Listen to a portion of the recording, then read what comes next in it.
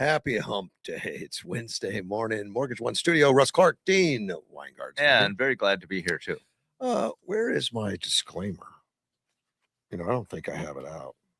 Well, that's something that'll show up, I'm sure, because I know that you want to say that every day. I don't think it's critical at this point, but it will become, you though. want to get in the habit. Absolutely. Well, eventually it'll be recorded. Yeah, that's what I would think. All content presented on the Russ Clark Show, including statements made by guests, commentators, and callers, reflect the personal opinions of those individuals and is provided for informational and entertainment purposes only. These views do not represent the official position of Mortgage One Studios, its owners, employees, affiliates, or partners. Mortgage One Studios does not endorse, verify, or guarantee the accuracy, completeness, or reliability of any statement made by third parties during programming. I got that out of the way. I should be able to memorize that at some point, but I won't. Some people just have remarkable memories. They just look at that and then they'd have it memorized. Dean, I was lucky to remember to do it. Yeah. I don't have that kind of memory, but I have known people who do. And but that's why we have these automated systems, and maybe they reduce the requirement to have good memories. Well, I kind of follow the Einstein theory on that, in that why should I remember my phone number when there's so many books to include? I got more things to think about with my precious space there up in the brain. Yeah, that's I'm thinking that's let's see, Arthur Conan Doyle wrote the the famous detective series out of Britain, I'm sure. But anyway, he wrote about that, and the name is right on the tip of my tongue. Can't believe I can't remember. Sherlock Holmes. Oh, Sherlock Holmes. Okay. Yeah, Sherlock Holmes in one of his novels says, well, now that you've told me that the Earth goes around the sun, I'm immediately going to try and forget it because there's only so much space in the brain, and that's not something I need to know. I don't even know if it's true, but it's interesting. I'm sticking with it. I think there's a huge capacity within the brain. Yeah. And so why do we have to make data centers so big then? Just put a bunch of brains in there. Because data centers are much more precise. Okay. And they're permanent, essentially. Yes. I mean, and if you create information in digital form, there's no reason it can't last for hundreds, thousands, who knows how long, because the digits don't change even if you change the medium. Correct. And with the brain, as you know, it's fluid. It is very fluid, and things change. Your memory all the time. changes all the time. Your memory changes. It does, and you can get false memories. I mean, it's and if you ever notice that, I mean, I have on occasion. I thought I remembered a quote, for example, and I go back and I check, and I find the quote is different than what I remembered. Whoa! I'm going. That's not good. Well, I think everybody can relate when you tell a fish story and you go back and look at the picture years later. And I swear that thing was a lot bigger. Right? Yeah, it's true. I remember it being bigger than my head type stuff, but it wasn't. It changes.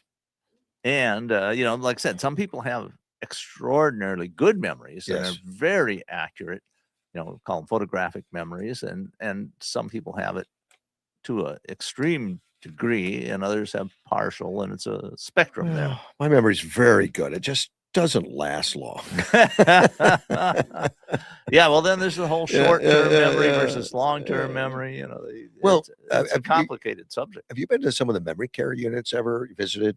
I'd say you were there, but I mean, visited a memory care unit, some of these retirement homes? No, I haven't, but I've read a bit about the subject, and you can get brain damage where, a specific part of the brain is damaged. Right. And it takes out your short-term memory. Yeah. And there's cases where people who their memory never updates, and so they constantly believed they were like in the year, I'll just pick one, say 1995. And I know a lady like that. She was a registered nurse, and I think she had a stroke or something, and it didn't affect her physically, but mentally, she has she can't do short term. She can't remember yesterday, but she can remember.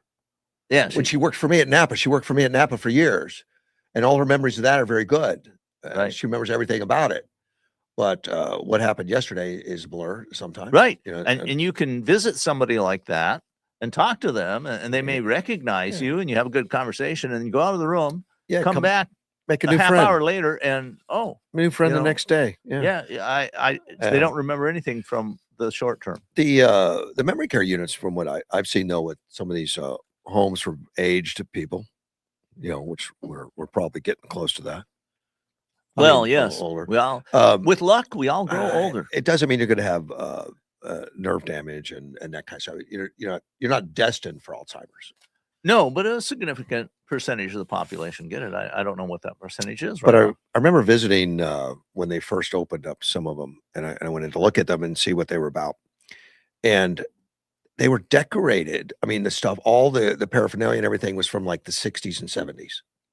Interesting. And they did that on purpose because that's their strongest memories, really, of a lot of the people that would be in there were from the stuff where they grew up and all that. They Sure. have that. They can relate to that thing where you don't want to put some of the newer And stuff in.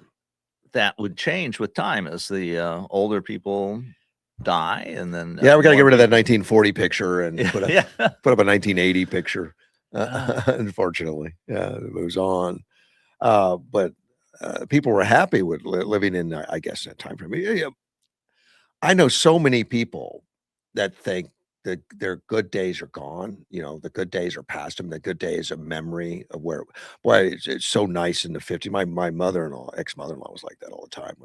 Why can't we be like we were in the 50s? It was so wonderful. And I think her memory sucks because the 50s weren't that wonderful. Well, it all depends on perspective. And I was born in 1951. Okay. So, I have a little bit of memory of the later 50s. Yeah. And for a lot of people, those were boom times in the U.S. Yeah. But I asked her one time when she says, why can't men be like they were in the 50s and opening car doors, and going back into that thing, it's just men like in the 50s, you mean like having cocktails for lunch and patting your secretary on the butt and paying her half what she's worth? She didn't talk to me the rest of the day. Yeah. Well, the minimum wage that I remember, now that would be a little later, about 1962 or 3. The minimum wage was $1 an hour. And but today, if you account for inflation, that would be about $11 an hour. So it was high times. It was. I mean, the 50s particularly, I remember talking to my father-in-law at the time, and I asked him about, jobs or how he worked. And he said, well, I didn't worry about it. He said, if the employer if I didn't agree with my employer, I just got a different job. Yeah. Now there's more entitlement and stuff. Well, there is. And yeah, we feel good. And while Social Security existed, I remember getting my first check where it was a job that was officially, sanctioned by the government or whatever. So you had they took out the money. They took out Social Security money. Yeah. And I went to my father and I said, what's this? I thought I was making X per hour. Yeah, they took money away from me. What's going on here? And he explained it to me a little bit. But remember, in that would have been 67. But they haven't taken good care of my money, the government, because what I read today, new estimates is that Social Security will be flat broke by 2032. Well, I didn't read it that way. What I read is that more money would be going out than would be coming in at that point. But they never, not quite. Flat. I want them to say that welfare and SNAP is flat broke and we can't cut the checks anymore. Don't tell me that about Social Security, which I paid into. Well, yes. I mean, and people say that and they're correct, but the money you paid in went to pay people that were getting Social Security when you paid it in. Not as it was originally designed, but as it later became reality. Yes. Correct. Yeah, absolutely correct. And originally it was supposed to be an investment. That's how they sold it. It never was quite that way. Yeah. And it was, we've been so successful as a country that people are living much longer. And so they get much more back from Social Security than they put in. Well, they should. Yes, they should. And if it were a real investment, you'd get a lot more. Oh gosh, yes. Yeah. But it's easily understood why people believe that they should get get money out of Social Security, because they did put money into it. Yeah. And when you consider how much money goes in, and it's a lot, because it's not just the money you put in. There's a matching amount from quote your employer, but it really is. You're actually only paying half of it. Right. The employer pays the other half. But it was a guarantee, and it was something that was guaranteed and all that. But it just shows, look, guarantees are as good as the administration that's in power stays there and doesn't change things, because you've got a new Senate, new House, new president, all kinds of, and they can renege, modify, remove. Right. And there's reality that can intrude, somebody, I remember hearing this on a radio program. I thought it was extremely insightful, and it was an investment program. And they said, some woman said, well, there's nothing safer than government bonds. Yeah. They said there's no way that could have a problem. He says, well, what if the U.S. lost a war? Yeah. Well, that's been the history, for 250 years. There's nothing safer than a U.S. government bond. They've been very safe for 250 years. I think a record on the planet. I think I don't think there's any government that has been in continuous existence as long as the United States on the earth, and hasn't crashed a currency or something like. Well, that changed their basic government. Now, you could argue about the Civil War, but the Civil War was about 4 years long, and basically we went back to very similar status quo, except we added a few constitutional amendments. But to keep it, we need to stop the nonsense that's going on, the nonsense of fraud, abuse, theft, and open borders, giving illegals everything they want, and then saying, well, we may not be able to make the promises that you contributed to. There's a strategy that was put out in about 1960 or so by a couple of professors called Cloward and Piven, and they're radical leftists, and they were lauded by, like, Bill Clinton. They appeared in photographs with him when he passed a bill. And their strategy was very simple. Get as many people onto welfare as you possibly can, make sure they can never be taken off, increase the spending until it breaks the system, and then everything will be wonderful. Rewrite the system and we're in charge of it. That's what they would claim. Of course, it doesn't usually work that way. No. And it's a terrible idea, because if you break the system, it's unlikely you're going to get anything better.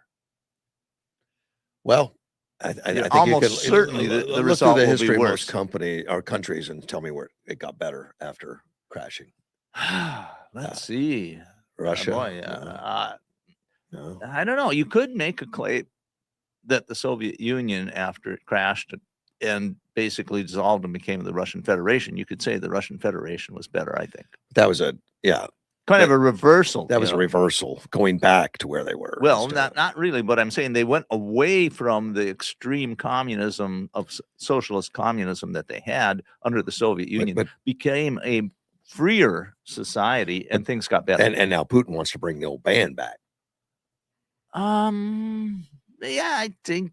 I mean, he said. Are you talking about bringing back the Soviet Union? Yeah, well, the countries, anyway. Right? But it would be Russia control. The Russian Empire, I think, essentially. And he's made statements, and like a lot of politicians, he makes contradictory statements, and you can pick which one you want to run with at any time. Tell me it's not true. But I think, from his perspective, the old Soviet Union were the glory days for the KGB, and he was a KGB guy. Yeah, he'd like to see some of that, but I don't think he's going to see it anytime soon. They're on hard times right now. I think they are.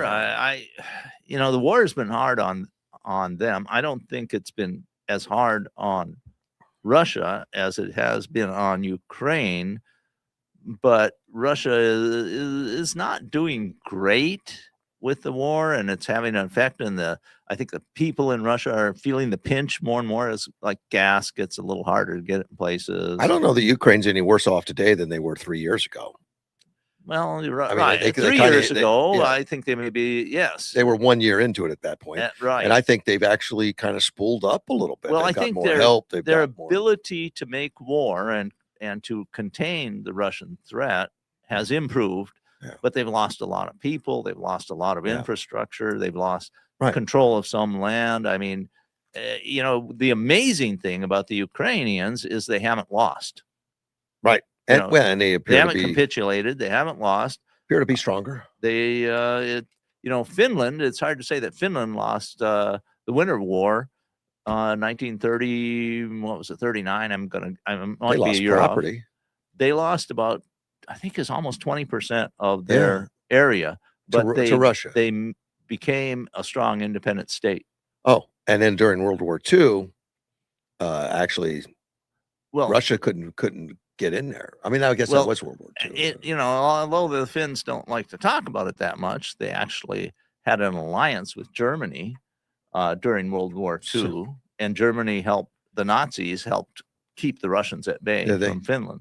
Plus, I think some of the terrain was so. Oh, absolutely, and the Finns tough. fought like, they were incredibly good at what they did. Yeah, that's what I understand. And they had, you know, I don't know how many people they had. Most of the available men that could fight were basically in the army. They're holding off Russia, and they hid and didn't fight fair. Well, they did things that, you know, it's a horrible time when you think about it. There's a lot of lakes in that area, and it was during the winter, the lakes were frozen over. So the Finns would figure out where they thought the Russians were going to go, and they plant explosives under the ice on these lakes. Yeah. And then when the Russians got on, you know, thousands of them on the lakes, they'd blow up the ice, and the Russians would fall in the water, and it's icy cold, and they die. Yeah, there's not a lot of way to make it out. Yeah. And so, you know, it's just, you know, when you study war, you realize how horrible it is. That border in Finland changes quite a bit over years, decades. Well, over hundreds of years, yeah. I mean, Finland was part of the Russian Empire for quite a while. Oh, I didn't even know that. I talked to you briefly this morning, but J.D. Vance has been very visible this last week or so, particularly. Yes, he has. He's showing up on all shows. He's promoting his book. I don't even have the name of the book in front of me, but it's a spiritual book. But it surprised everybody that he went on The View last night. So I had to watch it. I had to get the popcorn and say, well, how bad is it going to be? You know, how terrible will those clacking hens? Well, you know, tell us about it, because I didn't have the advantage. I was working on some other stuff. Actually, and Vance talked about it on Gutfield afterward. He says he expected it to be terrible, and it wasn't as terrible. There was still when they'd ask him a question, he'd start answering, someone else would join in to say that's wrong or whatever. You know, it was a 5-on-1 kind of thing. But I heard he did pretty well. Oh my gosh, he absolutely did brilliantly. I mean, he didn't get flustered. He didn't get what he said. Wait, let me answer that. You know, he was very patient. Oh, perfect. And oh gosh, it was absolutely wonderful. And at one time, I guess, you know, they get frustrated because they're not bashing him to the point where he feels it. Well, and he's telling them that they're wrong. Yeah.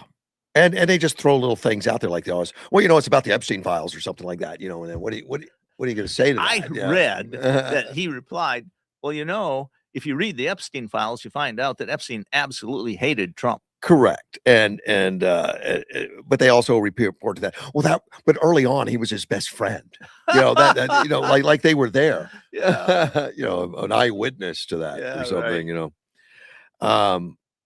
but, and they would throw out immigration enforcement, you know, putting kids in cages, you know, everything, you know, that they're talking points over time that actually mean nothing.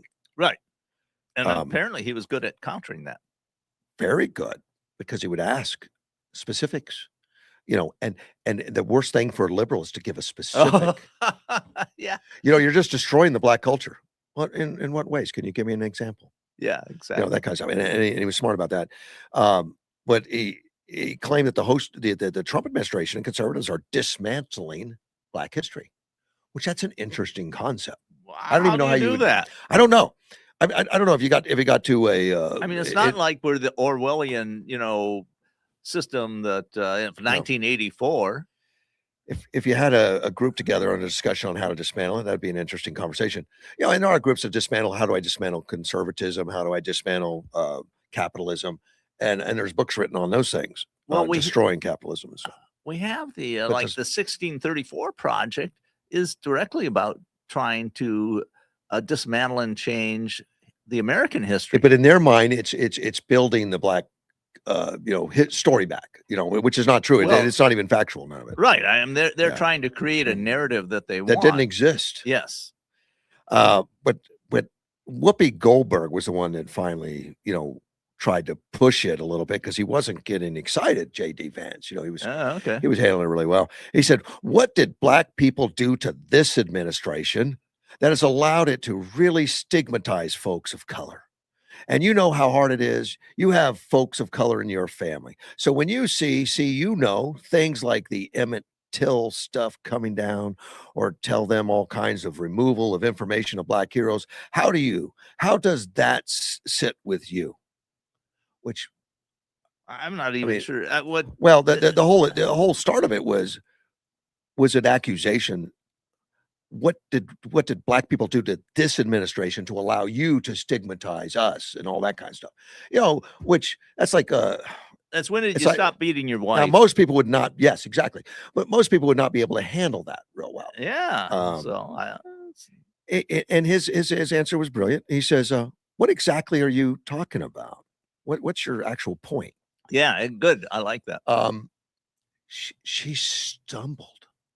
She had no idea on how to handle it. She looked like the eyes like a deer in headlights. Yeah, a little bit. And it makes me wonder if that question was put. And she didn't even together by a answer anything staff. about what Emmett Till stuff are you talking about. So, but here's what she said. She says, in a lot of the museums, there's so many. I know. I says, we're there talking down the actual history of what happened in this country. Slavery happened. All kinds of stuff happened. And it seems that if it has been very easy for this administration to remove that and also to denigrate black folks who have worked their behinds off to get this American dream. How do you, better. The audience applauded. Well, did they have an applause sign? How do you applaud? I'm sure they have an applause She's sign. stumbling around saying nothing. In fact, and I don't know if the cameras didn't show a live studio audience, you just plug in the applause. You don't. No, have to I think it was actual... real, but it looked real. But Vance was smiling the whole time, like, but he even after the audience applauded. Yeah, Vance even answered that whole diatribe of nothing. Says, I think the story you are talking about is where, allegedly the administration is holding back the appointment of people based on the skin, on skin color. And then Sonny jumped in saying, black history getting erased from the public spaces. Black voter districts are being dismantled, which is true. Black leaders are being sidelined from our ranks. I don't understand that. Where do Americans of color fit in this vision? Because it doesn't seem like we fit. Of course, he's there to save. She jumped in to save Goldberg. Yeah, of course, exactly. That's what I interpreted it as. But I don't think it helped. And then Anna Navarro jumped in, and she's a smug, angry Anna Navarro. She added that the overwhelming majority of refugees that Trump has allowed into the country since October have been white South Africans. What's your point? And I don't know if any of that's true or not true, but the amount of people coming in the country are like negligible, nothing. But there was some issues with the genocide against white farmers in South Africa. Yes, and I don't know how many were actually let in, but I don't think it was 100 even. It might have been a couple hundred. I don't know, but yes, if you have a very small number, then it doesn't take many to make a large percentage of it. But anyway, just throw that out like that. That overwhelms the 10 million that Biden brought in. That was just open.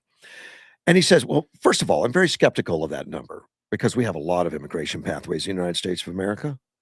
And he believed in uniting America as a big coalition, including those who did not vote for him and Trump. And perfect. The administration is pursuing policies that help people of all races. And he talked about the anti-crime crackdown. He said, look, at Washington, D.C., one of the most democratic and one of the blackest by the share of population, blackest cities, has seen a radical decrease in violent crime, sexual assaults, and murders. We have tried to take the crime issue seriously, in part because we believe everybody, whether you're black or white, rich or poor, deserves to live in a safe neighborhood. I love it. They didn't know what to do with that. Goldberg jumps in. Of course, they were constantly cutting him off. He couldn't really finish a complete thought. He had time to speak, but it wasn't. He didn't get it. They didn't let him overdo it. Say it's not a. We're not asking about crime, but about human rights.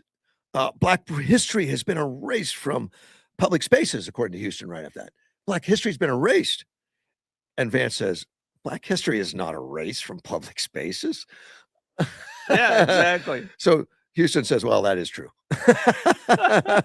He says, that's not right. I'm telling you, we celebrate Black history. We celebrate all American history in this administration. You guys may be skeptical of this, but I promise you, it's true. I mean, he was calm. I like it. He was good. And they kept trying to fluster him. Oh, man. And really, in his admission later on Gutfield was that it wasn't near as bad as what I had imagined. The ladies weren't even that brutal. Well, what's interesting about this is what you described to me here is it appears to me that the View is insisting we have to be balkanized into various tribal groups instead of being a united America where we're all Americans and we all work together. And I guarantee you they hated this. They did not want this, I wouldn't think. I would think this is management saying, we've got to change some of our ways. We only interview people that agree with our bubble. I suspect they thought that Vance would be a lightweight because they've been told he is. I would be surprised. Well, maybe, but so I don't know think. And it sounds from what you're saying is they expected him to be flustered over these things because they've been told these things are true. Well, they say it's true every night. Sure. And he says, no, it's not true. They bash the Trump administration every night. Yeah. Just like Gutfield bashes the Biden administration. Yeah. Okay. But in my viewpoint, Biden deserved it. Well, yes. That's my bubble, maybe. I try not to think of myself in a bubble. I want to be open, but. Well, I think conservatives, in my mind, are less prone to being in a bubble because the old dominant media, which is decreasing in influence every day, is still pretty dominant, and you can't escape what they say. You know, as a conservative, you get exposed to that all the time. But if you're in a leftist bubble and you only look at the old dominant media, you're not exposed to the conservative side of things. But I watch highlights from The View all the time just to stay current on what kind of garbage people are peddling and all that kind of stuff. But when Joey Behar was asked about, you realize they talk about you on Gutfield. He says, who's Gutfield? I don't know what you're talking about. Yeah, see? It illustrates exactly what I'm talking about. What you're talking about. Now, I don't think she was totally serious. She had to know. I mean, he's the number one show. She may have just said that as a dig. Possibly. But I doubt that they troll it they don't probably look at it like I will look at The View. I think you're correct. And for me, I mean, I hardly ever watch anything that would be used to be considered mainstream. I don't watch television. If I'm going to watch some type of video, it's usually off of YouTube or something like that. And so I get my information completely from different sources. Yeah. And it's been that since 1994. And I like to look at a mix. Of course I do. And of course, Edward send me stuff that I wouldn't have found otherwise quite often. And I have other listeners that send me stuff. Sure. That I say most of my news I get off of a forum called Free Republic, and I'm familiar with it. It's actually quite good, and they include a lot of things from a wide variety of sources. Kind of like the old Drudge Report. It's similar. In fact, I found it because of the old Drudge Report. The Drudge changed. I mean, that changed radically. But in 1998, I think it was, he became very prominent because of he gave a speech to the National Press Conference, and he had been becoming popular because his coverage of media and movie news. And anyway, so I think he mentioned Free Republic. When I was searching for it on the internet, I found Free Republic, and I've been with it ever since because it was this compilation of people who had similar views. It's blatantly conservative. It says it is. And I like that. I mean, people identify themselves. Right. And Yeah. it's moderated because they say we don't allow bad talk. You're not allowed to use bad language on it. And if you start getting too radically against what the forum sees as its more dominant ideology, you'll get kicked off. Yeah. But it has all these, it's a news agglomerator, really.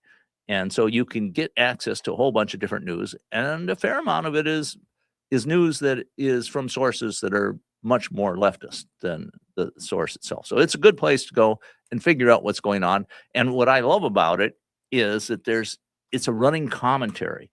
I mean, you have comments are the major source of what goes on in that forum. Kind of a social media thing. About the media. Yeah. About the news stories. And you always find people that are subject matter experts. Like if there's a story about guns or bears, You're in there? I will chime in. I have to post them. And if there's a story about anything else, you'll find people who are subject matter experts who are commenting on it. Uh-huh. And you find people that are local that live only a couple miles away from where the news story occurred, and they will comment on it. And you get so much information that you don't otherwise get. Let's talk to Mr. Gilbert. Good morning, sir. Well, you got me going. Here I was out there trimming my bougainvillea, getting it all nice and trim. Good. Hear you guys talking, and I'm laughing, but I got it done before I called you up. Good. You're good. Well, I'm laughing because you're talking about Joe Behar on The View. All right. How about the MLB? Am I saying it right? Baseball. Baseball? Okay. Baseball. Major League Baseball. Okay. Major League Baseball. Uh-huh. Now, they're having Pride Month in June. Right. And if any baseball player has anything on their baseball cap with religious, Psalms, Genesis, or anything talking about anti-gay, the verses, they're getting sued or getting fined. What? Yeah, I read that. That tells you where we're at. That tells you where America is at. They're getting. They want you. Wow. Yes, they're getting fined. Right now there are 3 San Francisco Giants are going to file suit because they're getting fined. And I forgot the gentleman says, you know what? You're going to fine them. I'll pay their fines. I'll pay any major league ball player that's getting fined for putting religious things on their caps. I'll pay their fine. But they're saying you got to celebrate Pride Month, even though you're totally against it. You're a Christian. They're forcing Christians to abide by their BS. Yeah. I agree. I mean, MLB is a private business. They're not subject to, like a government can't do those things. Supposedly. I mean, they do, but they're not supposed to. But I don't know where that line's drawn. I mean, they can't. It's an interesting They can't case. take away someone's religious liberty. First Amendment, right? Yeah, but because they are a quote private entity, but they're given special privileges by the government. Yeah, but right, exactly. That's what I'm getting at. But I could see where they could have a policy you can't have anything on your hat, but to say you can't have they're religious, but you have other stuff. What I'm hearing, and maybe Gilbert can confirm this or not, what I recall is that they were required to wear these hats that were rainbow hats or whatever. Oh, they were. And then some of them put Bible verses on them as well as a sort of countermeasure. Yeah. And this is what the management is saying. No, you can't do that. Yep. Wow. I think there's a problem there. Yeah, I suspect there is. Yeah. This is how I look at it. If they're getting any type of federal or government subsidy somehow or other, or they're allowed, the government's involved, then you have your First Amendment rights. Well, I think civilly they would have some problems. I mean, civil lawsuits, but one of the things that and maybe you can confirm this or not is they have special privileges. They are immune from antitrust, is what I understand. Okay. Yeah. As a large sports conglomerate. Right. And I think that if you are given that kind of immunity, then you have to you are more susceptible to being required to meet certain requirements. I would Yeah, imagine. I'd like to see a civil lawsuit. Yeah, that's what I think. Yeah, And I think we're going to. Yeah. Yeah, I love it. That's what we're hoping. Yeah. But like Carter says, you know what? Maybe the people ought to boycott going to the games. You know, that money hurts. Money hurts. well, Money they never work, but because they don't care. I know. They're going to support that DEI thing. But Yeah. what would it be if they had to put on their hats that I believe in Satan? Well, and this is Yeah, what, it's a pretty close thing. Yeah. Yeah, that's close. I mean, pride. Come on. Is Satan involved in pride? Yeah. Well, it's one of the sins, isn't it? Pride. Yeah, well, you go to church, you read the Bible. Am I right or wrong? But Russ? I think Yeah. you have a really good point, Gilbert. And I think we're going to see a civil lawsuit, probably, almost certainly. Yeah. I would And think so. we'll see what happens. And in a capitalist way, this doesn't necessarily work well for them. I mean, they may keep on doing it, but they're going to lose market share. Right. Oh, I think so. See, we maybe, like you said, Russ, maybe the fans will continue to go, but businesses don't have to support that. And not all fans will continue to go. No, I mean, we- look what happened to Well, the you NFL. don't know.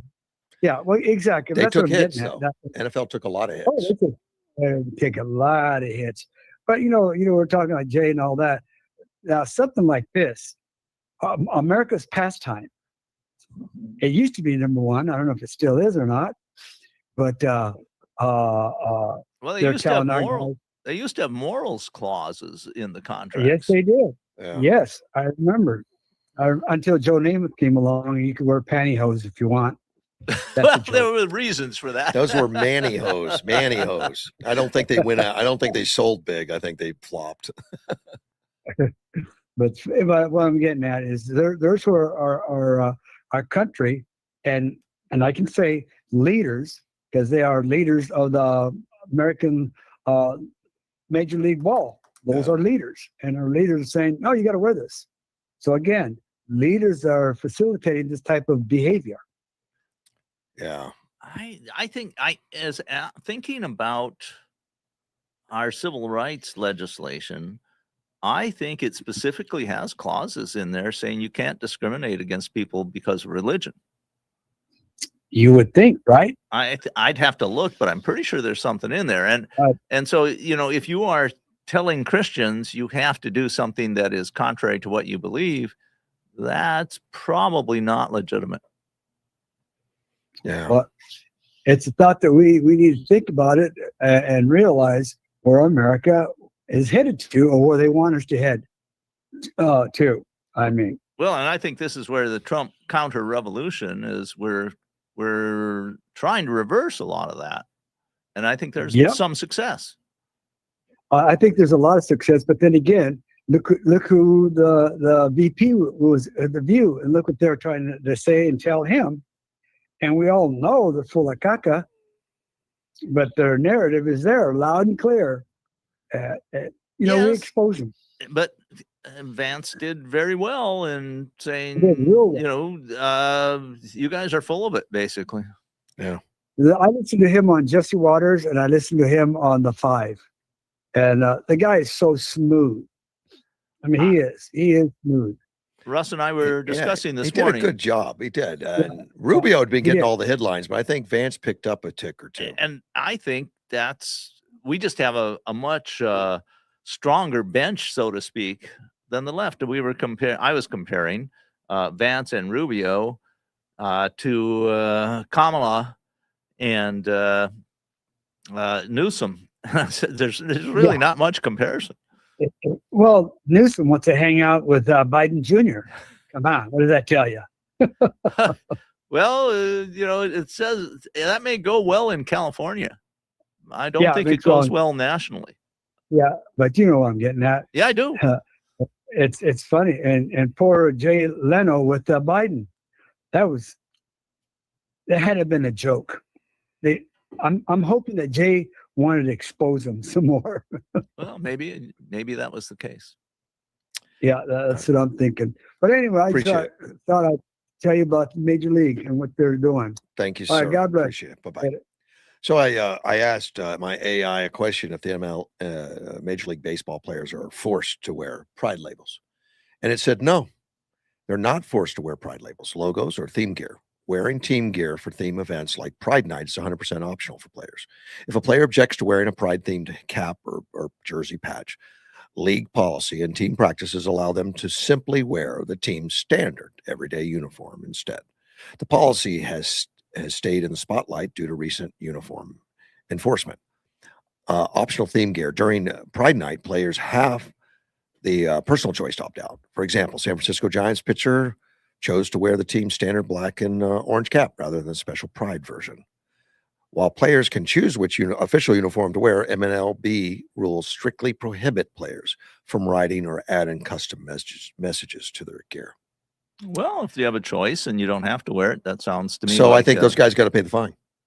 Probably. They said, okay, I'll wear the Pride hat and I'm going to put something on it that disagrees with it. Yeah. I think it was a bad choice, if that's all true. And of course, I got this from AI, and and I'll check it. I'll tell you, AI is not trustworthy. No, but it could be correct. It can be, yeah. but you have to check it. I was doing research last night, and particular, I asked for quotes because I remembered a quote, and I said, I want quotes like this, and it gave me 4 quotes from famous, well, in the gun culture, famous people. And I searched and searched and searched. I couldn't find a single one. I don't know if that means it's true or not true, or you just couldn't find it and they could. I don't know. I don't know. I mean, it was odd. So I went to I put those quotes on Free Republic because they have been exceptionally good. There's almost always somebody on there who can find something if I ask for it. And nobody could find those quotes. This AI continued on about the controversy that Gilbert mentioned. It said the league issued routine non-disciplinary warnings to several players, such as Landon Roop, who chose to wear the pride cap and wore Bible verses like Genesis 9:12-16 on them. MLB clarified that the warning was entirely content neutral, as league regulations strictly ban writing any personal message on uniforms, including family names, dad, or holiday greetings. Well, this lends more nuance. So there won't be a civil suit if this is all true. This can't. No, I don't. I agree if that's correct. There doesn't seem to be because they were not forced to wear. They were not forced. They could wear their standard gear. Right. If that's true, but double check that. That came from AI, but it sounds legit to me. It does. It sounds very plausible. Otherwise, it would destroy AI if everything they put out was wrong. Well, I have found it to be a very useful tool. Yeah. It's just that I also find you have to check. You like to double check. You have to. Yeah. There was another plane crash. I can't believe I've done 3 plane crashes in the last week. But 6 people were on this Cessna Citation. Okay, so twin jet. what, a business trip? What? Yeah, it's a business thing. Apparently, we don't know. There's not a lot of details. They left Mexico, it's 140 miles southwest of San Antonio, and got into the United States near Laredo, Texas. Okay, and landed on, or tried to crash land. It looks like on a roadway, hit a car, and crashed into a median, and 1 person died. Oh, well, so 5 survived. Yeah, and they're not even knowing if the 1 person that died was on the ground or the because car. the car or the thing. But then there's another, someone else said no one on the ground died, but they said they're not sure. But I don't know. Yeah, which one it is. So we don't. Have so it's a real early story. If they had to make a forced landing on a road, and this is a jet, and 5 people out of 6 survived, I'd say somebody did a pretty good job. There's a big difference between landing a jet and a private plane with a prop plane, because the stall speeds are different. A little Cessna that will stall around 40 knots or so, 45 knots. A jet stalls at 100. Yeah. So you got to land a lot faster. You're going to cover more territory. And you don't have a big runway. I mean, depending, obviously, if you have a really straight stretch of freeway that's 2 lanes across, and then you have large margins on each side without trees on it, that's one thing. And in fact, in Australia, they designate certain parts of their long distance roads as emergency runways for small planes to come in and pick up people on medical emergencies. Oh, they don't even have to do that. They would have done it anyway. So, but in the U.S., most roads have things like power lines and telephone poles and stuff. And your wingspan has to fit in between those.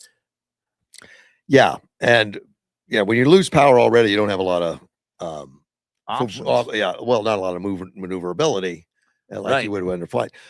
Something that was pointed out to me by Mark Smith when he was flying that Cub. I was in his Cub, and we were out there flying around those big high power lines in the desert. He made me pay close attention to those power lines. Look at the very top. There is a wire that runs between the top power lines. Yeah. It's not anything to do with the power. It's for the structure to hold it all Right. together. Exactly. It's not easy to see, and Yeah. it's way above the wires. So Yeah. it's been known that pilots have tried to just fly over the wires and they hit that control. Sure. And that kind of sent a shiver down my back, like, wow, man, that's scary. I didn't even And know a that. lot of power lines have big orange, like styrofoam balls on do. them or whatever to make it easier for pilots to see them. Where it's near roads and near things that they might fly near. Right. Obviously, they don't have them on all the wires right around everywhere. airports, they'll have them. But yeah, I have read of a number of crashes where pilots flew into power lines. Yeah, the power line's going to win.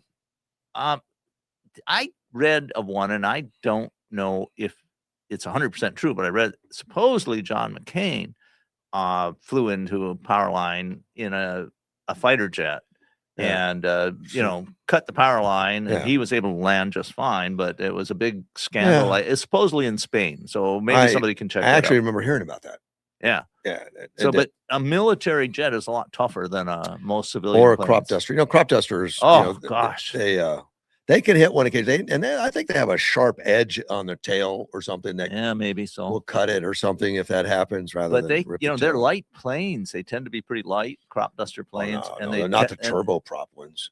And they tend to fly fairly low and slow. Yeah, those air tractors are pretty heavy, powerful. Planes. In fact, you know how they're talking about retiring the A-10? Yeah, they're going to put the crop duster air tractor in its place. Okay, I haven't heard about it. Research that. It's funny. They actually, because it is such a strong, stout, I mean, it's made to carry heavy weight. But that's what I was wondering. It probably carries a lot of whatever they're spraying. Well, you load that up with tons of spray. You don't want to land very often, so you load it up. So it's got lots of power, and they have designed them at I think it was a request of the DOT, but designed them as a low flying, ground support? A10 type ground support plane. Interesting. I don't know what they're going to do with them. I think it's still experimental, but they commissioned air tractor. They're made in the United States here to do those. Are they used around Yuma much? Oh gosh, yes, they're all over the place. Because I've seen a lot of crop dusters around Yuma, and virtually all the ones I've seen have been relatively small, light planes. Those are $1 million plus crop dusters, and they're turbopropped.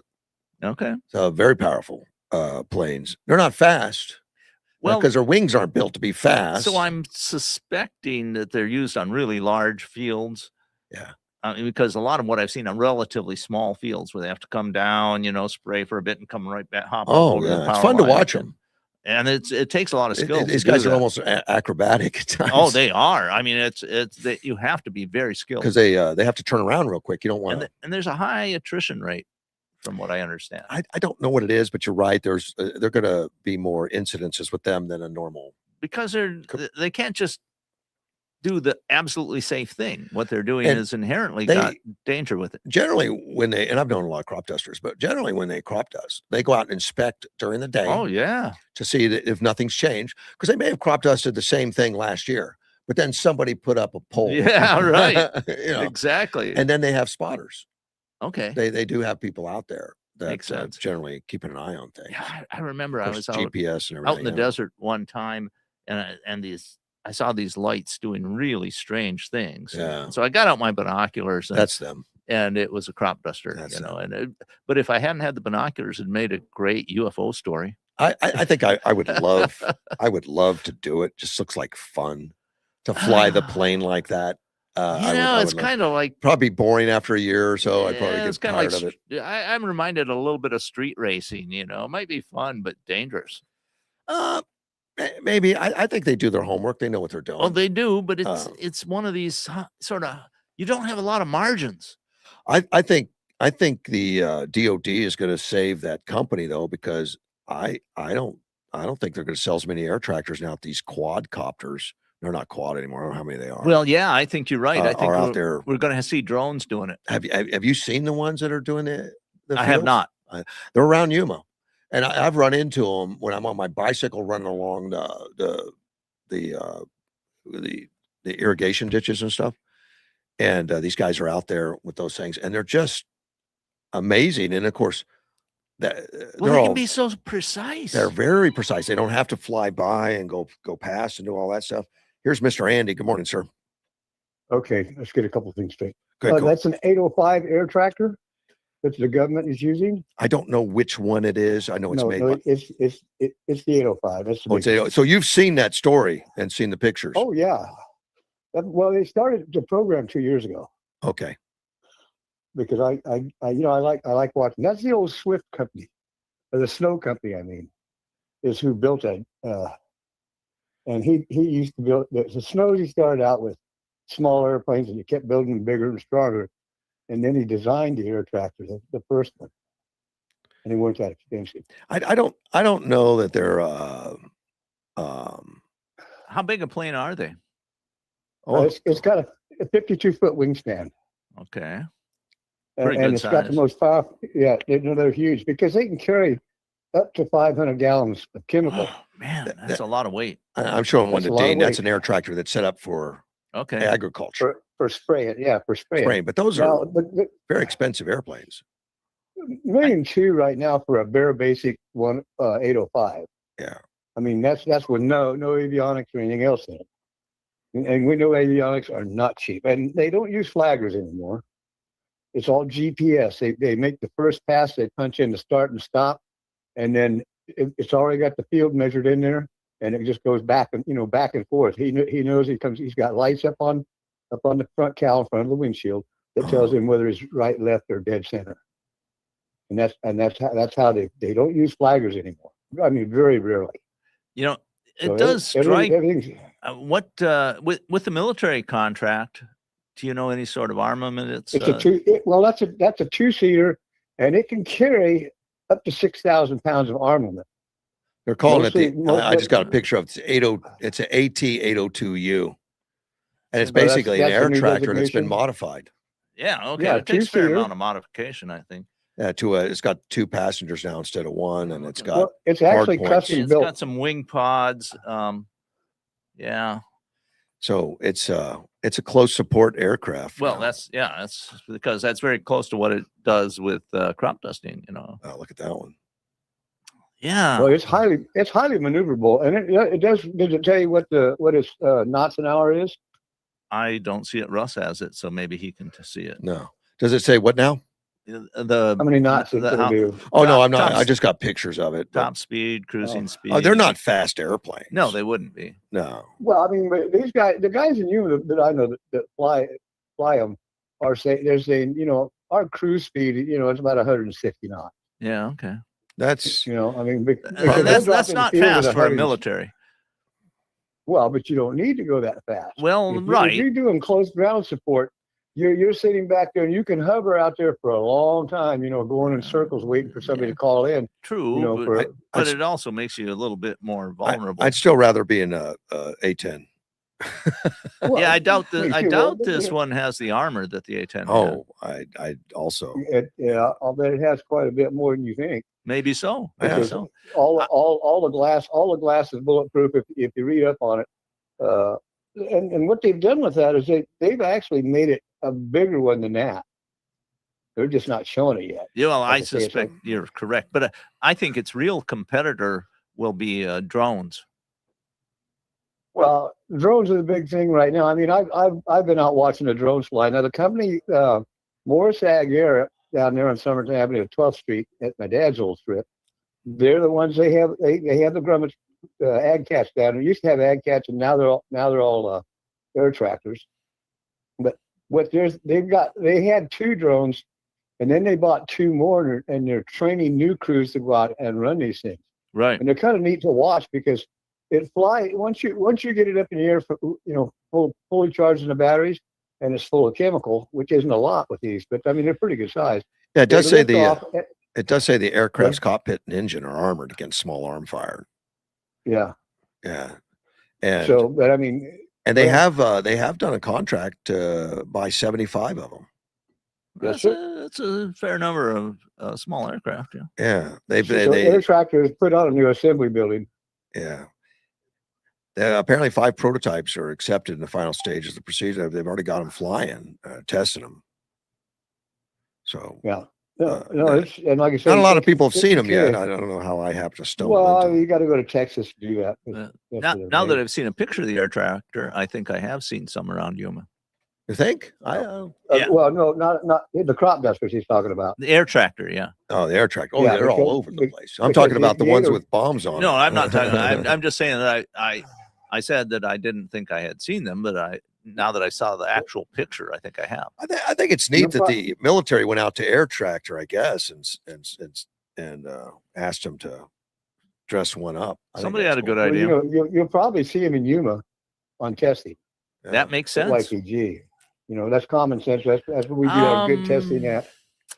Gee, that I know quite a bit about what used to be the case for testing at YPG, and we normally did not test aircraft as aircraft. We'd test them for their weapon systems they were using at different times. Well, we tested we tested the Apache out there for a long time. Before it was even the contract was signed. Well, we had some black programs where aircraft were tested that were not officially acknowledged as having yet. So yes, I mean the aircraft do get tested out there. I'm just saying that it's not the primary place to test aircraft. And I wouldn't be surprised to see some at the Marine Corps Air Station. It'd be nice for I crop would. dusting in those rough neighborhoods. Yeah. Oh, you mean down on the border? yeah. Oh man. Yeah, crop dust But down there with the- those. Yeah. Those big drones that Morris Air has, like I say, they bought 2 more of them, and they're fairly inexpensive. They're like $40,000 a piece. Yeah, for an And- aircraft, and it- that's pretty inexpensive. Well, yeah, Well, when you're they're talking not- about they're not that big. 1.2 million for a crop Yeah, duster plus a well, that's- pilot and everything. Well, that's basic cost. That's bare bones cost of the airplane.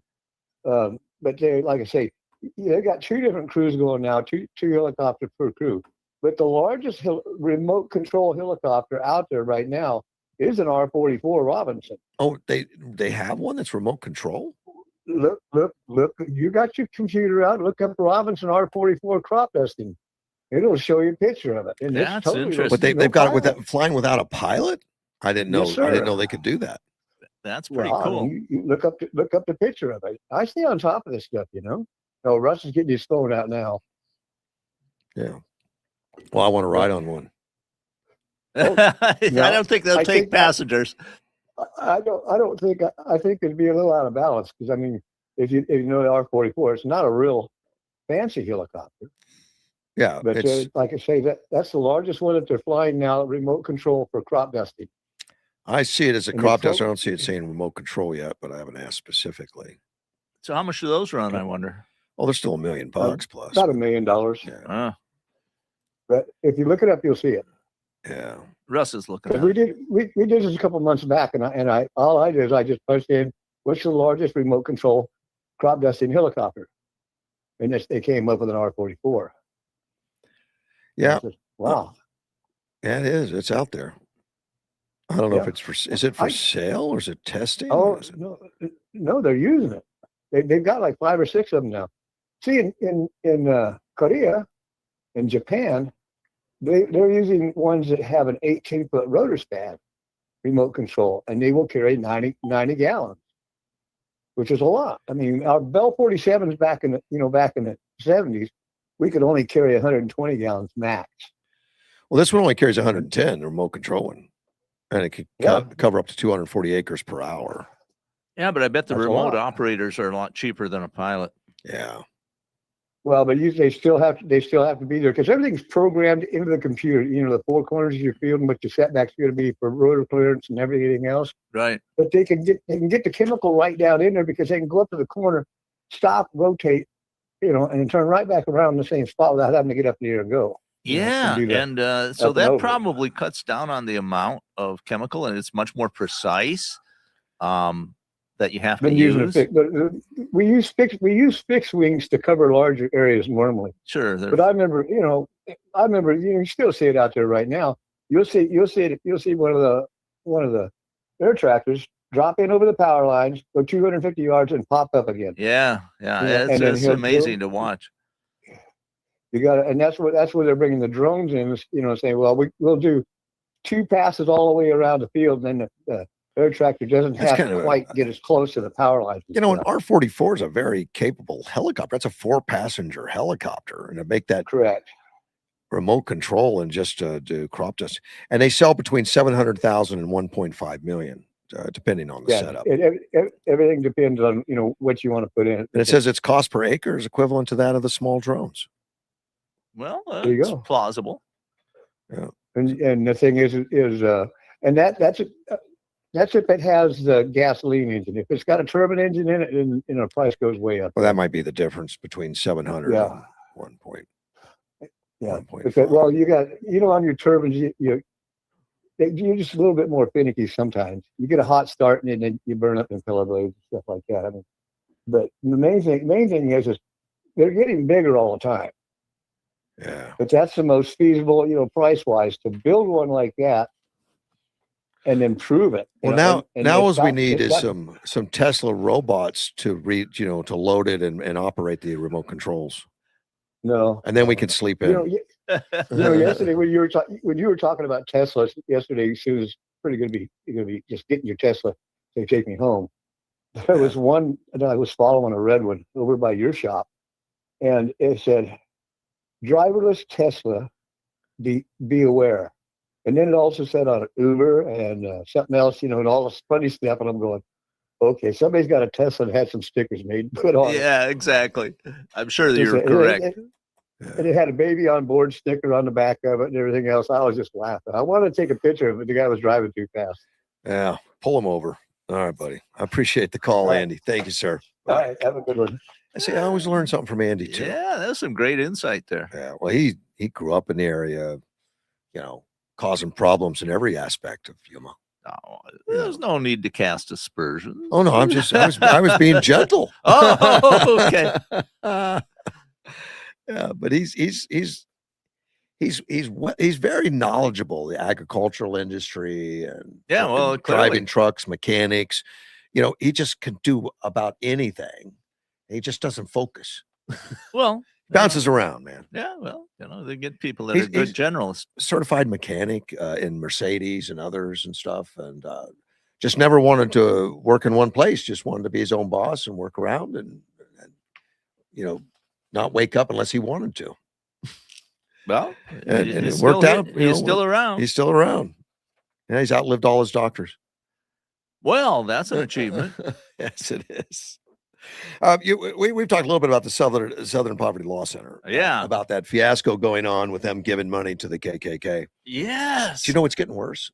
I heard that. Yes, I did. I heard something about that somebody at the SPLC, Southern Poverty Law Center, was giving a lot of money to somebody that happened to be very personally involved with them. We're going to call him a secret romantic partner. Oh, I don't think that's allowed.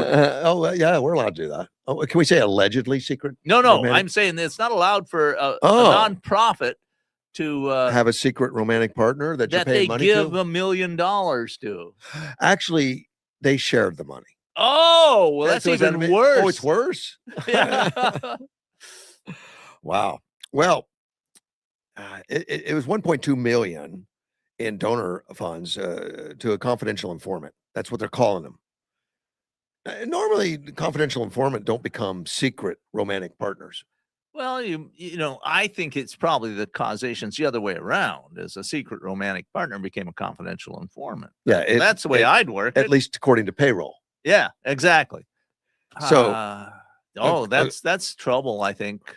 This article says, according to the document, so I guess there's some paperwork involved. Yeah. That's you shouldn't document secret romantic partners. It sounds to me like somebody in the organization figured out what was going on and didn't like it.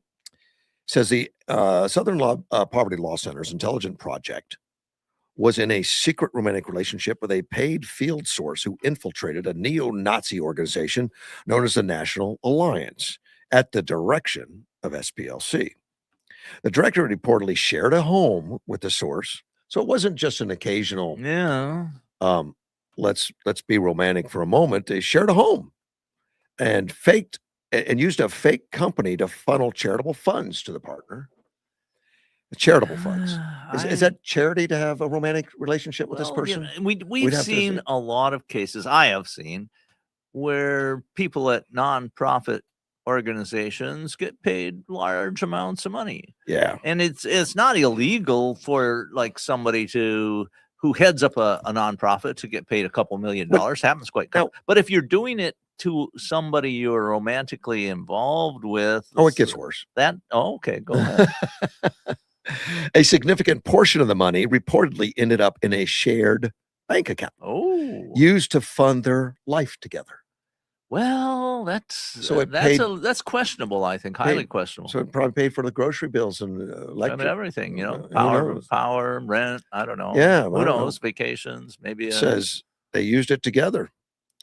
What does this do to the Southern Poverty Law Centers? Well, their credibility is shot. Do you as far think it's as going I'm to concerned. increase the amount of donations? They get? No, I suspect there'll be significant reductions in donations. I don't know. There's some shady people that pay them money. They may Well, like the that's true. shadiness.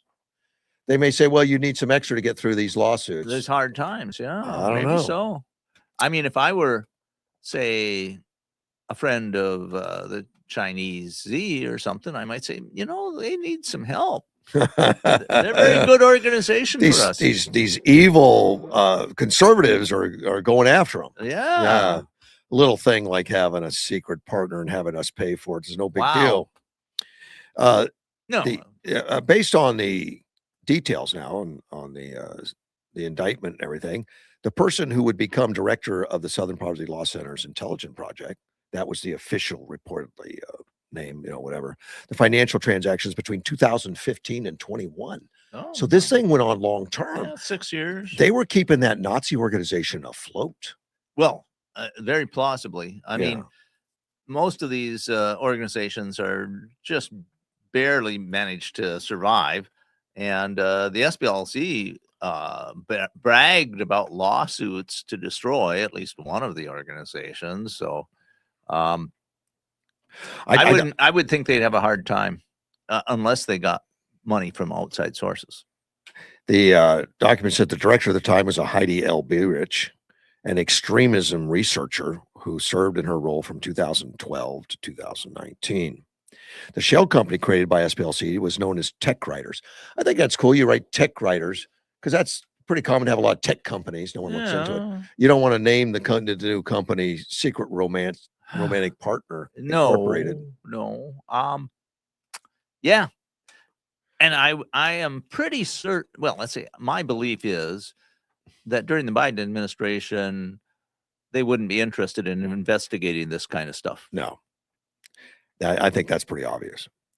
The indictment stated that the SPLC actively led donors to believe that their donations would be used to dismantle violent extremist groups. However, the SPLC hid from donors the fact that a portion of their donated funds was being secretly used to support extremist groups and to fund their violent, racist, and extremist activities. Well, we see a sort of a pattern here. It's kind of like with having really, racist people. And we've seen so many fake racist incidents. Oh, gosh, yes. Where if you don't have enough hate and racism, well, you got to create some. I think that's the case. And there's been stings in the past by the FBI and stuff. DeLorean, remember when they went after DeLorean? What they did is they talked him into doing a drug deal. Yeah. And then they filmed him doing the drug deal and arrested him. And then they realized, DeLorean won in court because the people that talked him into the drug deal were the FBI agents that made the drug deal. And we have a very similar thing with the supposed kidnapping plot in Michigan for Governor Whitmer. Governor Whitmer. Yeah, where they arrested 5 guys. A big chunk of the people involved were being paid by the FBI. Yeah, and they apparently said, "Hey, wouldn't it be a good idea to kidnap the governor?" Yeah, well, and I've told you about my experience. And then arrest him for doing it. Back when I was in the 70s in college, where the saying going around, if there's somebody in your group that is promoting illegal activities, they're probably the government informant. Well, I wonder if SPLC is doing the same thing. They're Very keeping similar. they're keeping these hate groups alive so that they can complain about them. Well, I got my fact checker calling. I don't know what I said wrong. I have no idea. Good morning, Edward. Good morning. Why is it that you conservatives constantly push down those who created businesses and forged new alliances? Oh, you mean they create the new business like the Nazi organizations? Well, it was a subsidiary of the Nazi organization. So Yeah, it wasn't exactly. I mean, you're still, you're creating jobs and funding issue. Isn't it the concept the Republicans say, let's become our own boss? I guess so. And they were supporting, other industries like restaurants and bed sheets and stuff. Exactly. Bed and Bath and Beyond had a very bad quarter, so this could potentially help them. Yeah, that'd be good.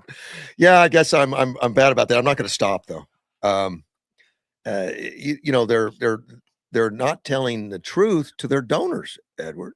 Oh, no. See, that's an interpretation of what you believe they are saying to their donors. What they're saying is they're here to extinguish and fight radical ideas Right. of racism and other areas. Yeah. So the problem is when you run out of people to fight and argue, you have to create them. Oh, They create them so then they can fight them. That makes perfect sense if you're on the That dole. makes sense to me. If you're on the dole, it makes sense. Sure. I mean, you don't have a job if there's nobody to fight. Well, and we see this with Exactly. bureaucracies generally in the government. You don't want to get rid of all the homeless, then you wouldn't have money flowing into your bureaucracy. I think that's a good analogy. Keep the homeless homeless. Exactly. Well, we're not keeping them homeless. We're maintaining our abilities to fight homelessness. Yeah, by making sure How there's can we fight homeless? How can we fight homelessness, Russ, if we have no homeless? There you go. Yeah, you got to keep them on the streets. Absolutely. And I think So that's you're what this constantly is. arguing. You're arguing over protecting American society. The American dream is to build a business Yeah. and create continuous customers. So you So think they bought theirs. you think we should change the laws and not make it illegal to lie to those donors? Okay, first of all, you're using that three-letter word. It's obnoxious. Lie. Incorrect. Okay. Mislead. That word. Can I say mislead? No, please. That's wrong How about too. keep discreet? No.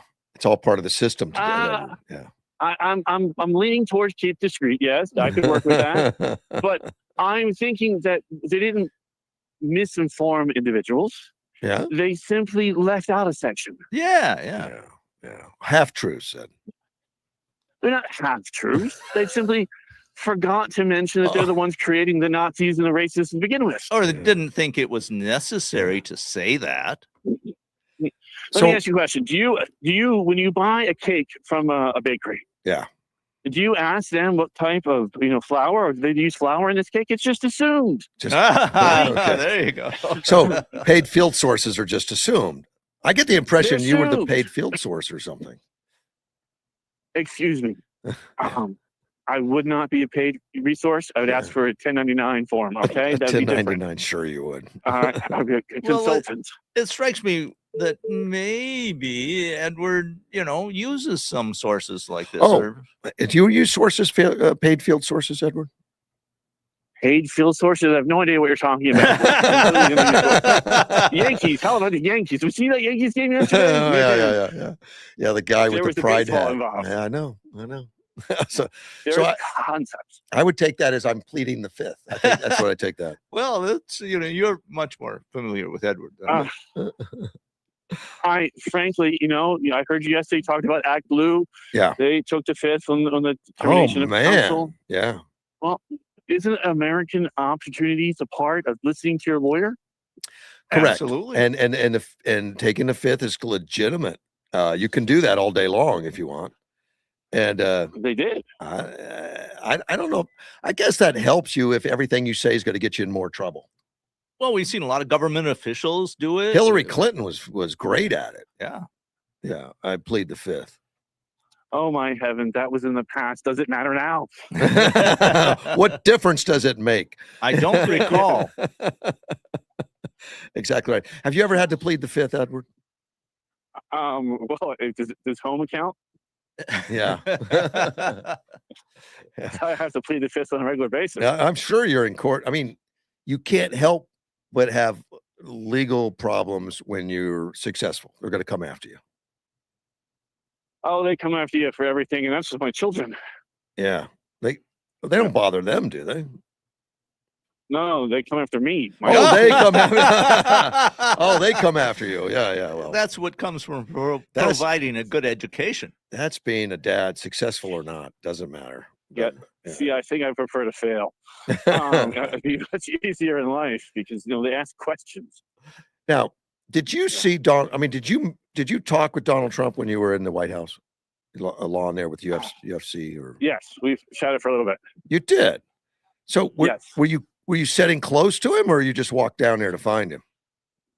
We were summoned. You were summoned. We were summoned. Wow. They said. We were a few seats off, but we couldn't. We require screaming, which you don't do. But we were summoned down because one of his staffers didn't know the person who was sitting next to me and thought it was somebody else. So you went down and say, did you get a signed hat or anything, or? We got not a hat, but a T-shirt. A T-shirt. Yes. Which is good. 250 Freedom T-shirt. They signed it for the boyfriend. So how did the crowd react when the fighter said that Michelle Obama's a man? It was more of a giggle, hish, hush, sort of. It was mixed bag. Politicals who didn't know what it'd be caught on film, looking thing. The most noise came from across the street. Oh, and was that groans or cheers or what? It was cheers. Joe, really? Well, I was telling cheers. They could be cheers, or they could have been, rahs or something like that. But it sounded like it was. They found it funny. So you were close enough to the other 80,000, you could hear what was going on over there. If you put 80,000 people in a small location, you can hear them everywhere. It's not bad. Now I know it took you about an hour and a half to get there. How long did it take you to get out? That would be a problem. The boyfriend was shocked that I said we're not taking the car. We are taking the metro. It took us 25 minutes. Oh, that makes sense. Yeah. So it was jam packed. DC was a tremendous gridlock after the event. So you've gone to a lot of events, a lot of shows. How does this one rate? This is only my second UFC. Okay. And I found it, I almost found it Tyson-ish. I remember my father took me to see a Mike Tyson fight, and it was over in 27 seconds. It kind of felt like that halfway through the program. Yeah. Okay. Because I was like, boom, he's down. It was pretty good. I'm not sure I would do an outside event again in DC in June. Ah, a little warm still. Humid. It was humid, but I'm not sure if it was humid just because of the storm that was rolling in around us, or the amount of people that were bubbled. Yeah, all tightly packed. Yeah. But of course that increases the temperature.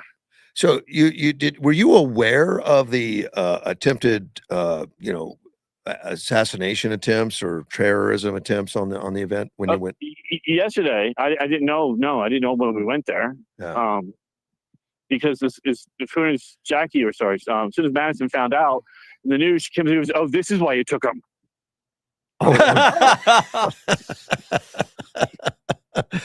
Guilty as charged. Yeah. I was like, I didn't know anything. You read everything. They didn't release it to me. Yeah, he's as good as body armor. I could hold him in front of me. Oh, but man. His mother, I was told, was a staunch Democrat. Who now feels that she needs to be Republican and vote Republican because the president of the United States, the racist, took time to shake her son's hand and to write a note to him on his T-shirt. That's all it takes to change your whole, Well, she's heard concepts of before that Republicans, they say, but they do not do. They'll promise you the world, and they do not do. She said every Democratic politician has told her that over the years. I'm thinking, wow, doesn't that sound familiar? Yeah. I'll give free stuff. Oh, but I can't because I couldn't pass it in law. Who says that? I'm not sure what party. Yeah. But then she says, he went to the event, and first of all, people were crazy about talking to everybody. Right. So he felt no racism. And the fact that the president called him down and signed a T-shirt and wrote Raphael, and signed Trump, so it doesn't look like he was mass creating Wow. him. That's awesome. That's a great deal. So, speaking of the crowd, when they had the anti-Trump thing with Robert De Niro, it showed the crowd, and it was like a sea of just white faces, old white faces. Was the crowd at the White House more mixed than that, more DEI? Oh my God! I swear it was more of a United Nations feeling than it was anything else. Yeah, so it was a There little are bit. people behind us speaking Italian. Uh-huh. There's people close to us on the right hand side speaking Spanish, and Raphael speaks Spanish and turned around and got in conversation with them. And then the people next to me turned out to be Irish and knew Celtic, so I was sitting there talking with them. And finally, the people in front of us said, "Excuse me, this is America. We speak English." You can speak Celtic? Yes. I thought that, my grandmother. I thought that was outlawed by the Gaelic. king or something. Yeah, we're not part of the kingdom anymore. Okay. So you hung on to that. That's good. My grandmother, it turned out very helpful in college and in high school, is when you could find the other ones. And you could ask questions of people outside the classroom with the answers, what the tests were. And nobody knew what you're saying. But that's right, because they didn't teach Celtic in school, to my knowledge. Gaelic. Gaelic, I'm sorry. Celtic is the Gaelic is the Celtic is the people, Gaelic is the language. Oh, wow. Yeah. And so you grew up with that? Oh, yes. My grandmother was a strict shepherd to make sure we could speak. To our family back over in Ireland. And I was like, wait a minute, they speak English in Ireland, Grams. But she wanted to make sure we understood our item. But it actually turned out handy because events I went with her and to other family members, we could modestly say, it's time to go. What's our excuse? And nobody had a clue of what we were saying. Yeah, you hope. Yeah, it worked. And up until the one point, we were, my grandmother loved the casinos. And she would pay me money to drive her to casinos. Oh. And we were in the casinos and we were walking through and she saw a security guard. And I'm at 13 was 6'4", so had size. I mean, as I was at 16. And we're walking past the guard and she says to me, don't look at him. Just keep walking. Because he'll never ask for ID. And he stopped, put his hand in, and Gaelic says, "Can I see some ID?" That's really? Funny. That's funny. Yes. That's the only time you got caught. Yes. So you didn't gamble that day. I did not at that casino. That's absolutely great. Well, I appreciate the call and the correction on the Southern Lollipop Center that they're actually just running a good business and we should leave them alone. Yes. Thank you very much. Enjoy the rest of your day. I will, sir. Ciao. Thank you. Bye-bye. As Mr. Edward, my fact checker who speaks Gaelic. I'm glad he doesn't do it on air. Well, I think there were some good contributions to the show there. Yeah. And of course his sarcasm. I'm going to label it as sarcasm. Yes, I think that's important because sarcasm. A lot of people have faulty sarcasm detectors. No, his was obvious to me, but maybe not to you. But well, he's not really supporting businesses that are like this. But right, yeah, whatever it is. But I think the SPLC is in trouble. I mean, I don't think they're going to dissolve or anything. No, I don't think they're going to disappear, but I think their influence is going to be reduced. They're going to take a hit. Yeah. Whether it's the fifth or not. And I had read somewhere that some of the big institutional contributors have reduced or stopped contributions to the SPLC. Oh, they'll do that until they get called a racist enough, and then they'll have to go back and give money to perhaps. Let's take a phone call. You're on the air, Carl. How are you? Hey, good morning, fine people. We're doing. How are you?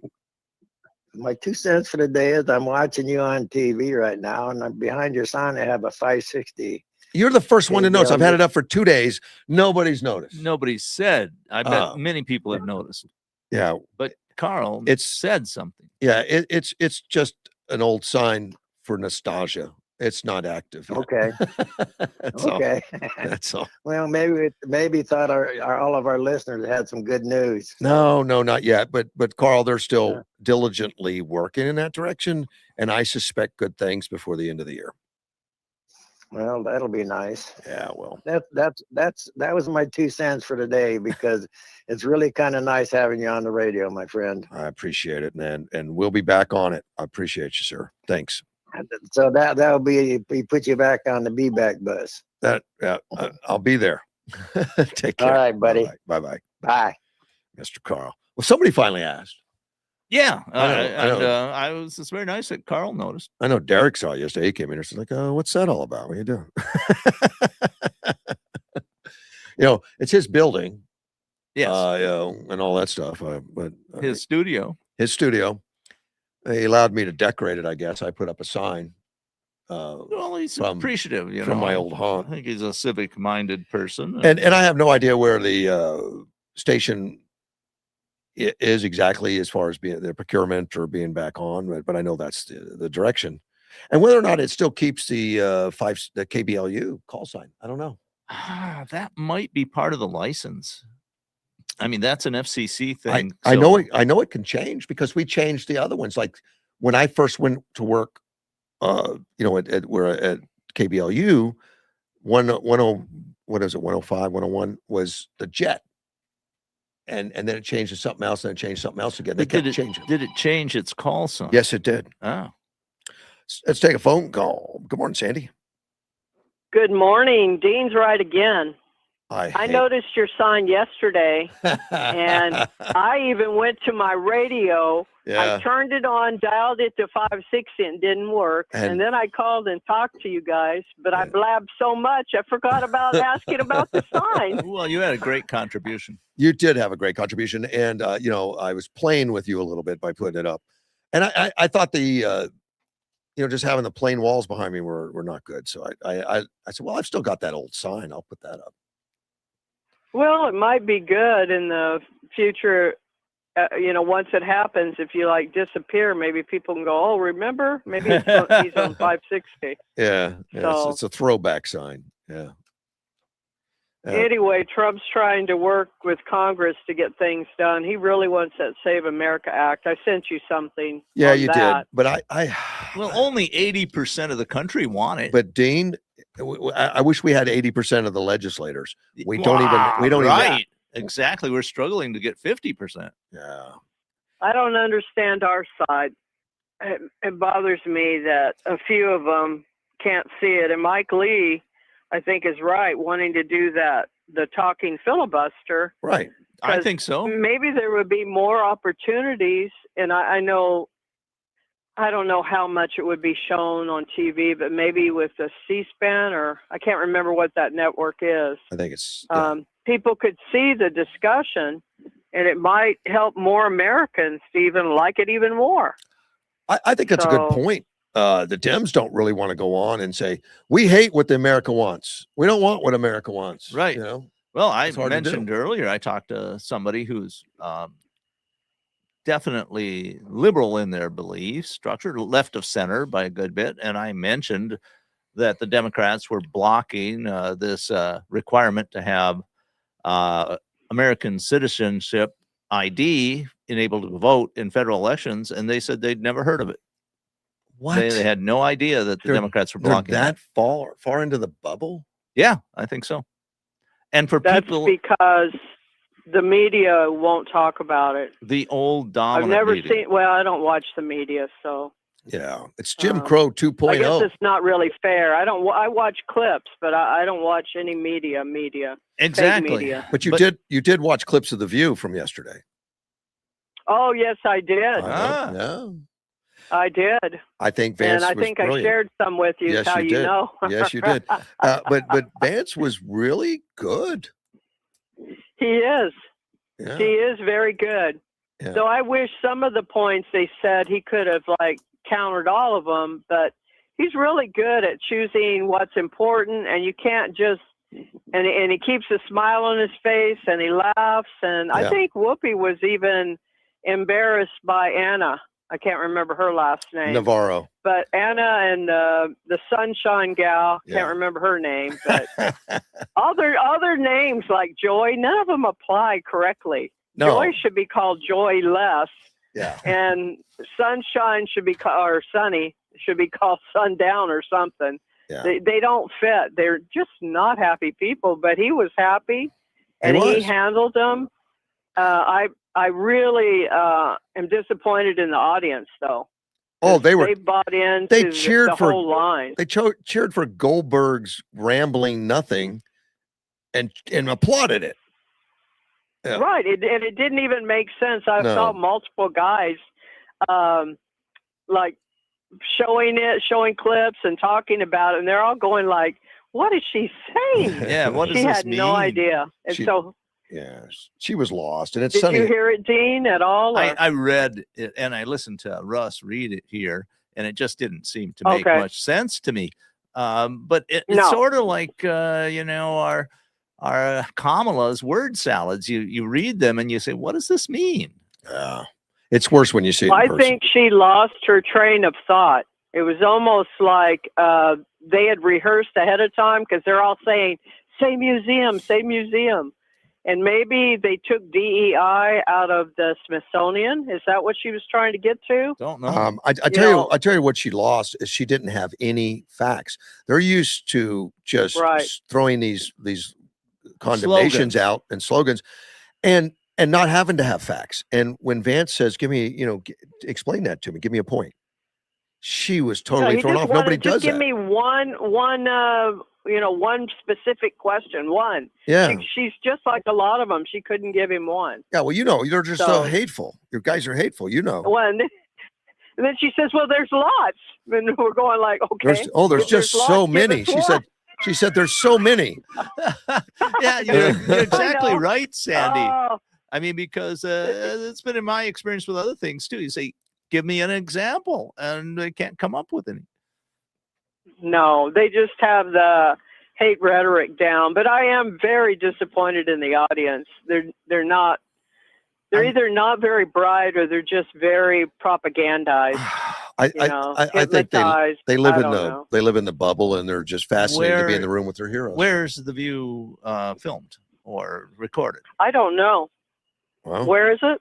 I don't know. I think New York, isn't it? Where's ABC at? They say it's actually they say The View is actually part of the ABC News.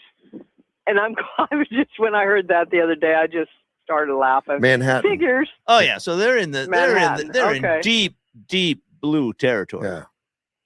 So the audience is going to be from the local population. But it says they have a state-of-the-art studio. Well, okay. Well, they got more than me. I just got a sign that's from an old station. And some microphones and cameras. Yeah, that's all I got. I got nothing. Yeah. Well, I sent you a clip this morning. Yeah. I ended up getting up late, but of a clip of Gutfeld, and Vance, I guess because he's got a book out, was on. JD Vance was on his show too. Right. I never got to the point. I haven't heard the clip yet. I watched the whole show. I never got to the point of. Oh, did you? Yeah. It must have been a lot more informative. It was a lot more fun. Or no? I mean, no one was attacking him, and it was a lot more informative. He talked about Joy Behar actually gave him a compliment. Did you know that? Oh yeah, she and he mentioned it when they came back on the air, and Joy probably went, "Oh crap! Why did I say that to her? To herself?" Because I saw so many different clips that I got to see that. That just made me laugh. Well, because behind the scenes, they might actually be a little bit better people. To me, it wasn't even a compliment. She said, "You're really a nice guy," type thing for a Republican. That's like saying, "Well, you're actually smart for a black woman," or something. And that's crazy. I mean, to me, it's not a compliment at all. Yeah, I hear what you're saying exactly. Yeah, can't you just be a nice guy? I'll never forget that they ran Judge Janine off their show. Yeah. Whoopi ran her off. I mean, they are just, I'm telling you, people, and I see them even in YouTube when people react to some of my comments. They just have, I saw a Newsmax show where he's talking about maybe they're just losers. I've had others where they're envious of success. I believe in the jealousy and envy thing. Mm-hmm. That they don't feel good about themselves because they see like President Trump working so hard to be successful. They see that everything that they believe in, only like say 20% of the country believes in. So they've got to at least know that. but they don't have to be that way, and yet they choose to be that way. Some True. of them are just so sick. I don't think they can change. I think some of it is, Sandy, that they have these structural beliefs that have become part of their personality that are just being shown to be false. And when people have to confront that kind of thing, they want no part of it because their whole life has been built on lies. And it's called the cognitive dissonance, if you ever know that term. And so people will go to great. I've heard it before. What is that? Does that just mean your brain doesn't? No, it means, know, in particular, it means that you are confronted with evidence that some of your fundamental belief structures are false. And so, okay. People reject that. It's very, very hard to do. One of the classic case of this is Paul on the way to Damascus, or Saul on the way to Damascus. And he's confronted, with this flash of light and Jesus talking directly to him as a god, essentially.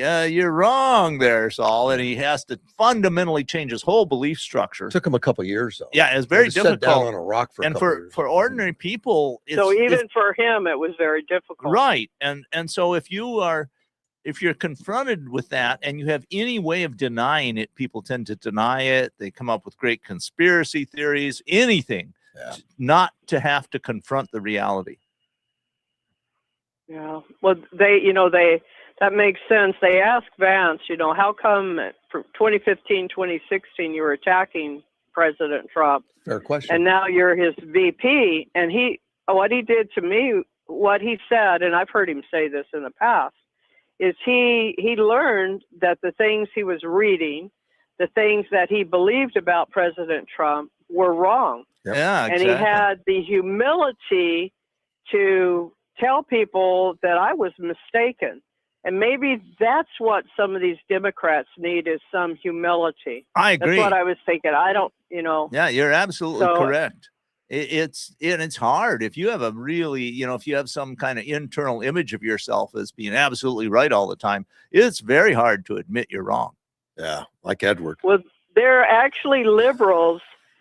I had put out, like, when they did the reflecting pool, and those guys were so happy they got it done. I said, happy people, great job. I have liberals attacking me because the algae's growing in there. Oh, and it really is. They stopped the leaking. It turned to bright green. They just see, Trump can't do anything right. I know. And, so my response to them was, with President Trump, they're going to work on the problem. They're going to try to solve it. Obama and Biden, they didn't try to solve it at all. So I think they did put in what was going to solve the problem. They got some micro bubblers and stuff in there to stop that blooming. But there was so much of it when they turned the water back on that was in the pipes. I guess it sat there for months while they were working. It kind of overwhelmed it. But they're in there cleaning it up. Hopefully it gets cleaned up soon, so it takes that away from them. Right. But they have such glee. Yeah. They have such glee when somebody they dislike does wrong, doesn't get something done right. Such glee when Charlie Kirk is murdered. I mean, that is just such a sickness. It is. Even if it hurts the country, they wouldn't care. Correct. I mean, if we'd had some terrible disaster in Iran, like one of our ships sank or something like that, I don't know they'd be celebrating, but they would be celebrating. Yes. They'd be happy. I think they'd be celebrating that they could destroy Trump over that, for sure. Right. Well, they're upset that President Trump's made a deal with Iran. Yeah. And so Schumer's out there complaining about it. You got to let us know about it, blah, blah, blah, and so on. They just, they can't be part of the solution. No. And that's, I think, their choice, because I really think President Trump, if people are serious about trying to solve something, he wants you to help. Sandy, but he knows these Democrats don't. They want to undermine. You understand that they can't tell, particularly Chuck Schumer, what's in it, because they would go out and destroy the opportunity for it to consummate. Yeah, absolutely correct. It would be impossible to let Chuck Schumer know. And Right. if you did tell him, it would trash you anyway. It doesn't matter. I mean, these guys are going to trash you. Like Dean said the other day, if he walked on water, the headline would be "Trump can't swim." Well, it was so nice seeing the clips. And I don't know if I shared a lot of them with you, Yeah, but because I'm going like, oh, I think I'm sharing a lot. I got room on my phone. Of him. Oh, I'm sorry. I'll let you go. No, okay. Bye. Have See a you. good Bye. day. Bye. I told her I had room on my phone. Well, but that's okay. And Ted called me all the exact same time. that works. Let's take Ted. Hey, Ted, how are you, sir? Good morning, sir. How are you doing? I'm doing well. You behaved yourself? Yes, I'm working around the house here. A beautiful day in Yuma, man. It's just gorgeous. Watch the sun come up, you know. Yeah, this time. I'm agreeing with you. So, what was the temperature? I have to this morning. Yeah. Well, they said 89, but I know different. My thermometer was reading 75. Oh, Yeah, but it felt like 89 with the humidity. maybe you had sprinklers on or something. No. Yeah, it's called a pool. Oh, okay. He jumps in the pool. Good morning. How are you doing? We're doing well. I was thinking about going by and jumping in your pool this morning, but I didn't know if you'd shoot me. I don't know. No. I'd be safe. Pay at the sign out front. It says, you know what it says. Okay. U-boats for sale. Anyway, can I voice a complaint to our Capitol I would love to hear representatives? it. Yeah, I'd love to hear it. All right.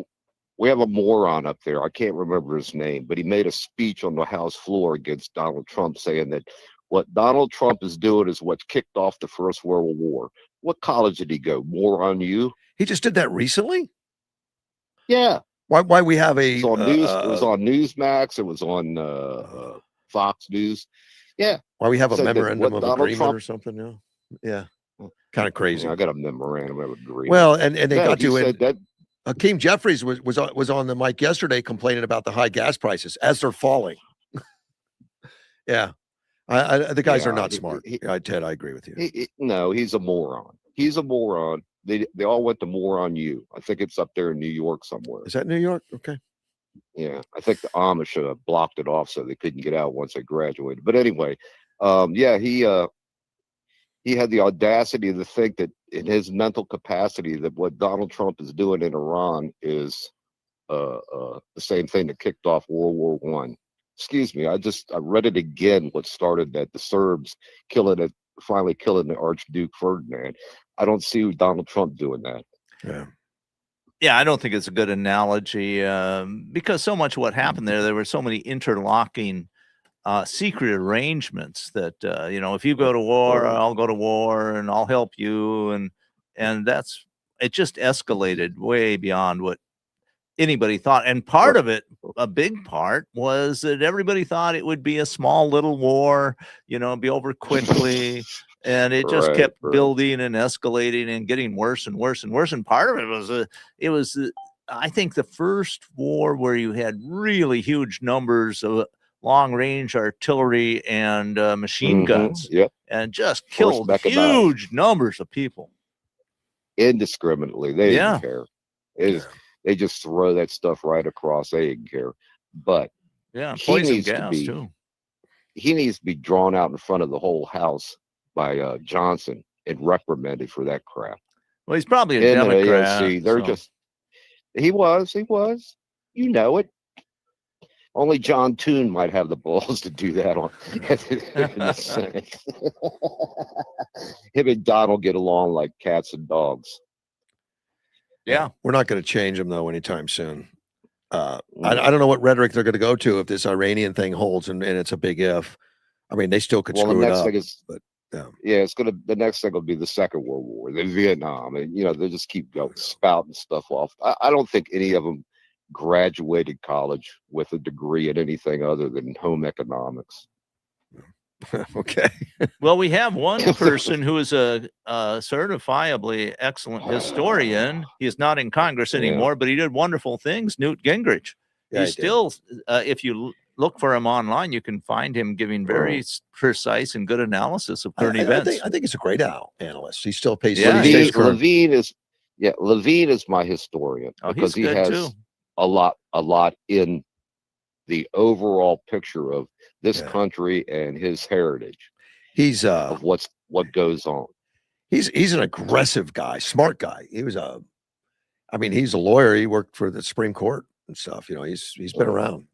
And he has Right. had a very successful radio show. He's also angry. When he's first doing his radio show and he'd get a phone call, someone like Ted, angry Yeah. he'd say, "Get off my phone, you big dope," and he'd hang up on Yeah, him. right. I recall that. I thought, well, that's I not should very, try that maybe. not I'd be- very polite, but maybe I'd it became a calling card for him. It was like everybody expected it. Yeah, get off my phone, you big Yeah. dope. I could say that to Ted every day.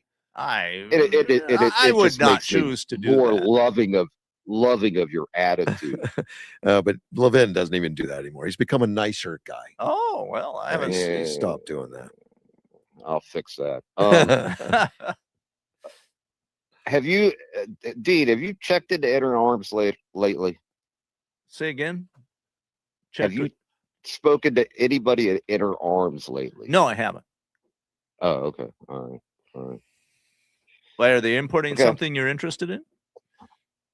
A couple of things, but Well, the thing that I've seen that I think is the best deal for a long time, if people are looking for surplus weapons to buy cheap, there's a CZ, I think it's an 82 using the Makarov 9x18 cartridge, and I see the prices dropping to $179. And I suspect when that surplus stuff runs out, which it will before very long, the prices will jump up to about 400 right away. Nice firearm, then. what I was really looking Pretty for good. is that side-mounted Gatling gun on that helicopter that was on the news the other night. Well, you know, if it's a manually operated Gatling gun, they're perfectly legal. You don't need a Are special you license for serious? You mean like a Civil War? them. Yeah, crank? those are perfectly legal. You can buy them. And there are people who make reproductions in 22 rimfire. They're pricey, but they're out there. And there are kits that you Well, can the- make your own. But there again, The it takes a original was lot of work. 40. Wasn't the original 45 caliber? Oh Wasn't that gosh, the I'm original Gatling thinking gun? I'm think it gonna was. I'm going digging in my memory, and I'm thinking that they may have the very earliest ones might have been 50 cal, or Right. even 56 cal, but they became probably some of the most common were in 45-70, but they made them in a Right. variety of It was a different calibers. 58 caliber was the original. 1862. I was 200 off, so. Yeah. You want one, don't you? Big bore. They That was big bore. were very successful, and there were a number of competitors out there that were fairly successful too, all manually operated, essentially manually operated machine guns. And but once we got smokeless powder, and Maxim developed the recoil operated machine gun that fired from one barrel, and they put a water cooled jacket on it. It was so much more efficient and so much more it weighed so Lightweight. much less. Yeah, exactly. That it just dominated everything.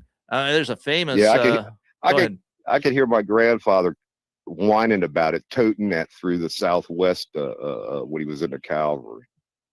Which one? You could only put The Gatlings? both the field cannon and a Gatling. Oh gun. yeah, they're heavy, and they're Toting and somebody has to manually crank it, you know, for it to work. So it's not nearly as versatile as like a Maxim machine gun. There's some correspondent was talking about a British expeditionary troop going to Africa somewhere and said, let's see if I can remember the verse precisely. Was that Rhodes when he was? I don't taking think it was over all Rhodes. of It was Africa somebody down? said, Oh, okay. it was something like, one thing matters, we have got the Maxim gun and they have not. Braggarts. Well, it's true too. I mean, because a machine gun will just, you know, it's a very efficient machine of mass destruction. Right. But you know what they had in the deserts of South Africa and all? Go tell me. They knew where the water was. The militaries didn't. Well, they had scouts and they had local sources, Right. and they'd recruit local natives who knew where things were. But yeah, well, water sources are very, very critical. Yep. Well, let me stop tying you Thank all you, up. sir. You guys have a very good day. You Thank you, sir. Take care, man. Bye-bye. That was Mr. Ted. So I looked up the Gatling guns online for sale. Yeah, I think $4,000 to $6,000 for a 22 Gatling gun. 22 rimfire, right? Yeah. But you can get some original stuff for like big money. Yeah, I think an original is probably over 20,000. Yeah. And I don't know of anybody who's making a full-sized Gatling gun. The 22s are half scale essentially, and but they work. And you can get something that's sort of like it, but really uses a crank to activate triggers on semi-automatics. And those are legal too, but they're not quite as cool. Let's see, 1890 Colt with the wagon wheels and the whole bit. Yeah. 275,000 to 425,000. Wow. $250,000 to $500,000. Wow. Yeah, but it says it's in excellent condition. Yeah, so, working condition. yeah, Now finding ammunition might not be so easy. Is it in 4570? It's a 4570. Yeah, okay. Well, there's a commercial 4570 all over the place. It's Wow. kind of pricey though, $1 a round, I think. Well, if you can afford that for the gun, I mean, you're not going to whine You're about not going to shooting worry it. about a few $1,000s for ammunition. And that's legal. You could run that right down the street in Yuma. Yeah, I think so. I would think so. I mean, you wouldn't want to run it on the wheel. I guess you could have a horse hooked up to carry it, in a parade or something to haul it. I mean, Yeah, just don't load it. but those wheels are not meant for any speed. No, it doesn't look like it. I think anything more than about 10 miles an hour, they probably have a problem. Yeah, it's all wood. I don't know if the wood would be original from that age. Yeah, but- probably not. Yeah. I mean, you don't know. But they made them fairly late. I'm trying to think when the latest versions were made. Probably not long after 1900. There was a Gatling gun in Yuma, an original one in the Yuma prison Well, at except the museum, and then they stole it. yeah, only it wasn't a Gatling gun. It was a competitor, and I can't remember the name right now. It was very rare and very valuable, and it just disappeared. Right? Well, when Phoenix took it over, yeah, they said, "Well, we're going to put this on loan to Phoenix," and then nobody knows where it went. yeah, it just disappeared. I've thought about trying to really investigate that, and I just haven't done it. Yeah, just But kinda, I kinda can gone. in my notes somewhere I can tell you what it was, and it was moderately successful. I think the British Navy bought about 50 of those. But wow, I could have one and take it to the gun range. I could take. Oh yeah, you. I don't know if I could wheel it into Sprague's and do it on the indoor gun They'd range. probably love to have one for display for a while, just to bring the custom in. I mean, I don't think they'd let me shoot it. well, probably not. Probably Yeah. not. Now, if you get one of the 22 reproductions, are only like Maybe. $4,000 or $5,000. So Yeah, surely that's you right. could swing that. Nope. And they work. And one of the things is because they are, the problem you'd have, if you had a misfire and they didn't put a bullet down the barrel, it'd be okay because it'll just be ejected as it cycles around. But of course, if you put a bullet that goes only halfway down the barrel, that's a real problem. Well, that's why you need a technician nearby, get it cleared. Yeah, you'd have to, and you have to be very careful. You don't want to suddenly hear a click and realize it didn't fire and then keep going. Because when it Then you- cycles around to that barrel again, you got a real problem. Yeah, that could be expensive problem. I checked gas just now because I mentioned Hakeem Jeffries complaining that the gases are high because of Trump's, war decision. Voluntary. The conflict in Iran. But he frames it that it was optional that Trump decided that's what he wanted. $3.99 in Yuma right now at Arco. Yes. But if you go to Oklahoma City today, Yeah, they're some of the cheapest in the country. What was it there? $3.22. Woo! Wow. Yeah, it's almost worth the drive. No, but when I go through Oklahoma City, I fill up. You fill up when you go to Oklahoma City.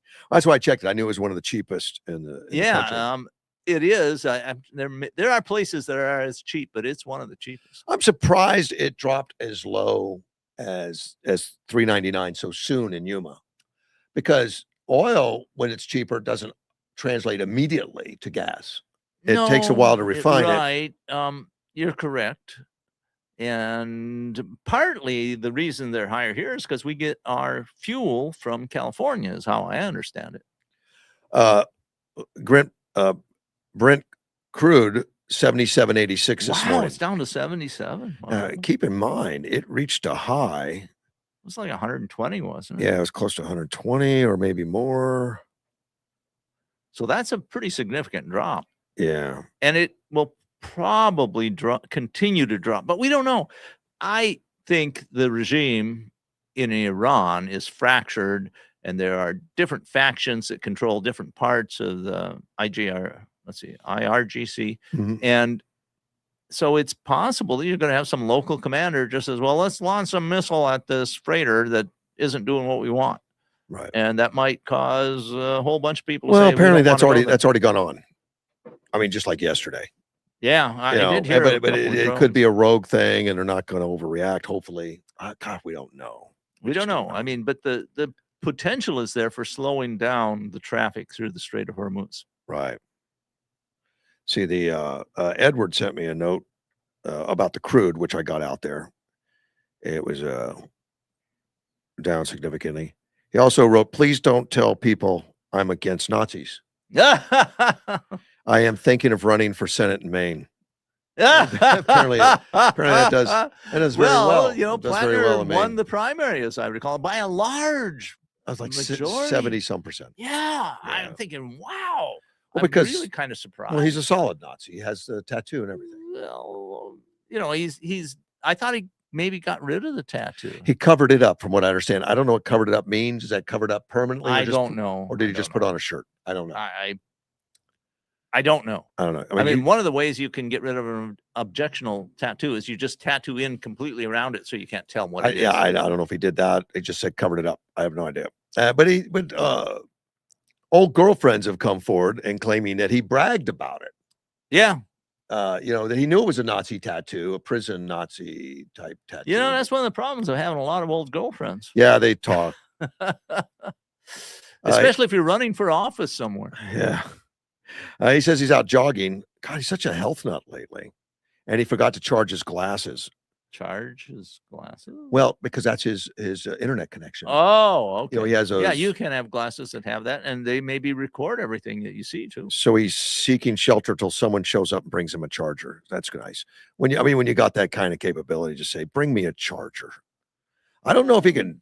Well, that's probably a portable charger. They can charge while he's running, maybe. Maybe. You know, one of those small batteries. I have one. I mean, can't. I'm too far away to bring it to him. Yeah. I have a little battery source. I'm presuming it's lead acid because it's really heavy. Oh. But it weighs maybe a pound. But it's a big power supply for something as simple as a phone. I got some little like 10 amp, well, they're really light. You know, really light. Yeah, really nice. So it's really handy because you know, you can carry it just about everywhere with you, and you don't have to rely on an outlet. Yeah, which is nice. Let me see. I got rid of the Southern Poverty. Let me see. A food giant was dethroned as far as a customer service survey being the top. You know, for satisfaction, customer satisfaction. Chick-fil-A held that position for a decade as the top. And you have any idea who would have beat Chick-fil-A for customer service? No. Jersey Mike's. Huh. Okay. Didn't even hit my radar. No. I know they have Jersey Mike's in Yuma. I just never been in one. I think I think I got a sandwich there one time. Well, the American Customer Satisfaction Index pushed Chick-fil-A down and Jersey Mike up. They scored 84 out of 100. Chick-fil-A only scored 83. So do they have a rating of the top 50 or something like well, that? They got some of the top ones, and let me mention them. It's quick service category is what they're looking at. Jersey Mike's success content is consistent with business performance, rapid growth, strong customer demand, model designed around throughput and off-premises convenience from high digital pickup usage. They were found in New Jersey. Following Chick-fil-A were Jimmy John's and Panda Express. I don't use Jimmy John's. I haven't gone in there much. Panda Express, we go by occasionally. They are really pretty good service. They had scores of 81, so they're not that far behind. And then after that, the KFC, Papa John's, Pizza Hut, and then Domino's, Raising Cane, Starbucks, and Subway, all up at 79. Oh, Wow. They have Jack in the Box there. Okay. No, it wasn't in there. I know you were looking for it. Burger King, Culver's, Dunkin' Donut, Little Caesars, Panera Bread. We're at the next tier at 78. The bottom of the rung, last place, Dairy Queen and McDonald's. Huh. Well, McDonald's I can see because they've gone so digital. That very much. And so, I would rate the experience at McDonald's is a little bit lower than what it used to be. Yeah, you don't walk But it's in. not like huge. You just don't walk in and have somebody say, "Hey, how are you doing?" No, but you have to look for them. Right. Now, Yeah. I just want to put in a plug for the local Jack in the Box here They because take good care of you. they've been very good since I've been going I there. gotta put in a plug for UPS out there at Big Curve. Oh, okay. And I go in there occasionally. With the parts store. Parts at Precision Auto. I have to take Right. stuff back occasionally. Sometimes there's cores or defects, and they come with a UPS sticker where it's prepaid.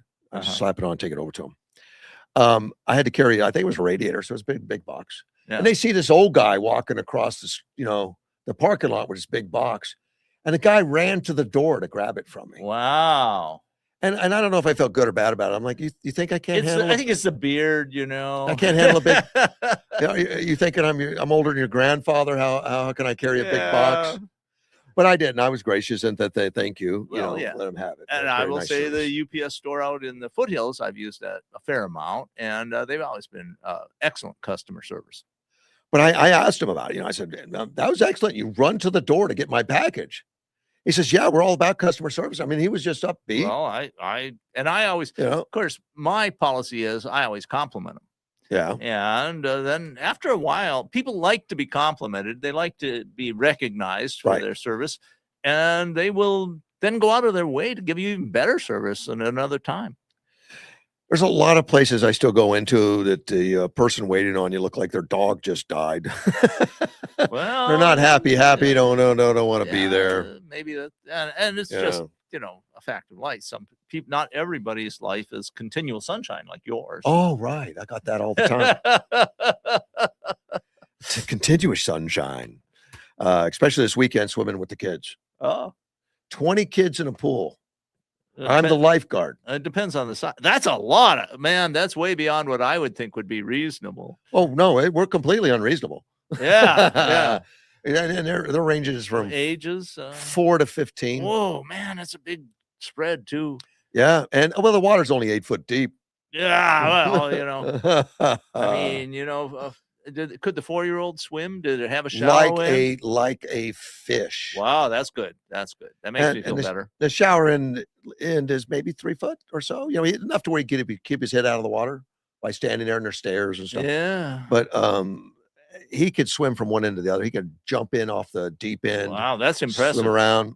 And they like to throw toys in there that sink, and you have to swim down and pick them up. Yeah. And so there was tons of laughter, fun.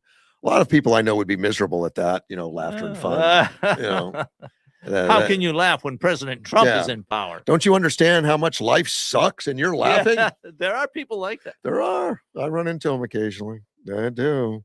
But that you couldn't help but laugh at that. But I'm impressed with the 4-year-old having excellent swimming skills, and it's something that I try to tell people: make sure your children can swim. It scares me that there's a pool in the backyard that he can access, but the fact that he could swim better than me, helps out a lot. That does. And there's strict rules. Nobody goes in that pool without supervision and all that kind of stuff, and they adhere to it. But there are more children that die in drowning accidents than die with firearm accidents, for example.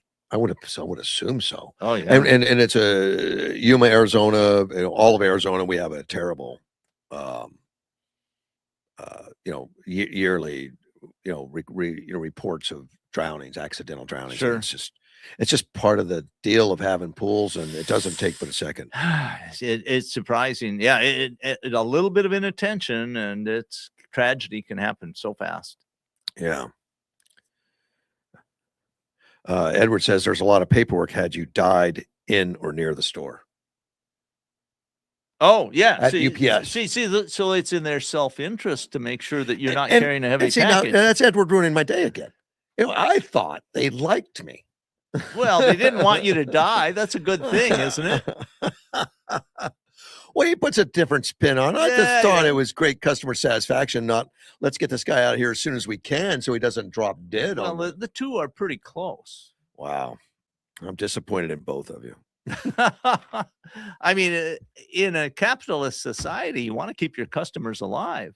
Yes, you do. You know, Yes. there's no So- profit in a dead So if you look customer. like you're on edge, you're going to get faster service at a restaurant so they can get you out. Well, We don't want to have the anyways. ambulance show up and the paramedics and all that. Well, I remember television shows. I don't know if it's anything ever like this actually true of people going in, ordering a big meal and precipitating some kind of emergency so they can walk out without paying. Yeah. Oh, I've never tried it. Movies, things like that. Don't know if it actually, it probably has happened at one place or another. The problem about that small town, they would get to know me real fast. Well, if you're a stranger, you know, or in a big city, you know, it's Yeah. where they have a lot of customers they don't know. I'm gonna have to try that one. Start Oh, I don't Grab it. recommend it. grabbing my chest. Say, I think this is the big one, Wheezy. You know, that kind of stuff. Well, people can do all kinds of nasty things, you Yeah. know, like, drop a cockroach in the salad or something. Or a New World screw worm. Do you know what a New World screw worm I've is? heard of them. They're very nasty.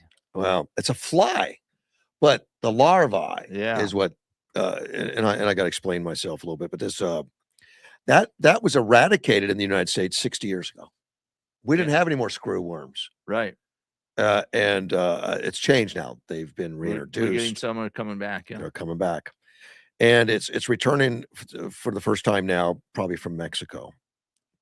And there's a lot of reasons for it, which I find unfortunate.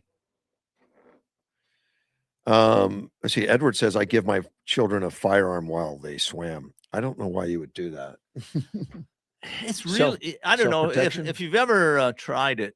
It's a real pain. You don't strap while you're swimming. You don't Well, have it's just a problem. I remember once, I actually did do it once with a stainless steel mini revolver. just because you could. Well, yeah, kind of. And, you could do it, but it was a tiny little thing, one of the smallest guns ever made. And it was all stainless steel, so I wasn't too particularly worried about it.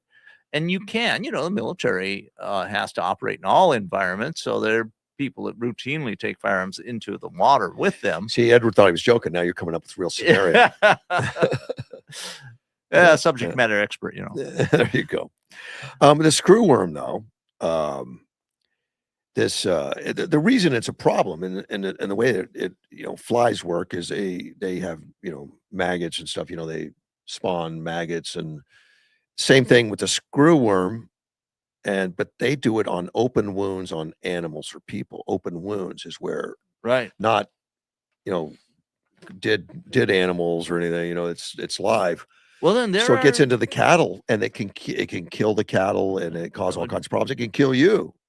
Those worms get into you. That just sounds now, do like a they, horror movie, right? Now, are these worms that stay localized and get into the wound and then don't go very far in Correct. the body? They continue to consume the human the Right. living tissue. Because they have those on the caribou up in Hmm. Alaska, and they're just really nasty. I mean, I've Well- read accounts of explorers up there around 1900 or so that they couldn't use the caribou hides Because of the because there were worms? so many holes in them from these worms. Oh, this must be something similar. This is the New World screw worm, and it says they've estimated it at 800,000 cattle per year from Central America move into Mexico. Now, we've eradicated them here, and I guess they do that by diligence from the agricultural people. They inspect the cows a couple times a week Right. to make sure there's no sores, there's no Yeah, there's infestation. probably insecticide There are. or dips that you can put in that will kill and the it worms. just takes some diligence to kill Well, it. So that it's diligence is it takes a, I mean, that's not like it's, you can say it easily, but to do it takes a lot of effort. so they make sure that they have things to stop the flies, because it starts off as a fly, Right. and but now we've got so many cattle moving into Mexico and then up from Mexico to the United States, coming from Central America to Mexico. And a lot of it is trafficked illegally by the cartels. Interesting. So we're getting screw rooms because of the cartels. It's not just fentanyl. You know, it's one thing to take bales of drugs across the border, but Screw worms. cattle? Yeah. I mean, it has to be a live cow. Well, I they would think. end up using fake ear tags, falsify veterinary Yeah, records, and okay. bypass government Yeah. checkpoints with those. And Okay. and they said that trades about $320 million annually Wow. to take a cow and then give it credentials, which they got good at by giving humans credentials to get into the United States. Oh, sure. So, yeah. The ability to create false Yeah. It's easier paperwork and easier. can be quite profitable. But the screw worm has caused more than 171,700 cumulative animal cases and more than 2,070 human cases across Mexico.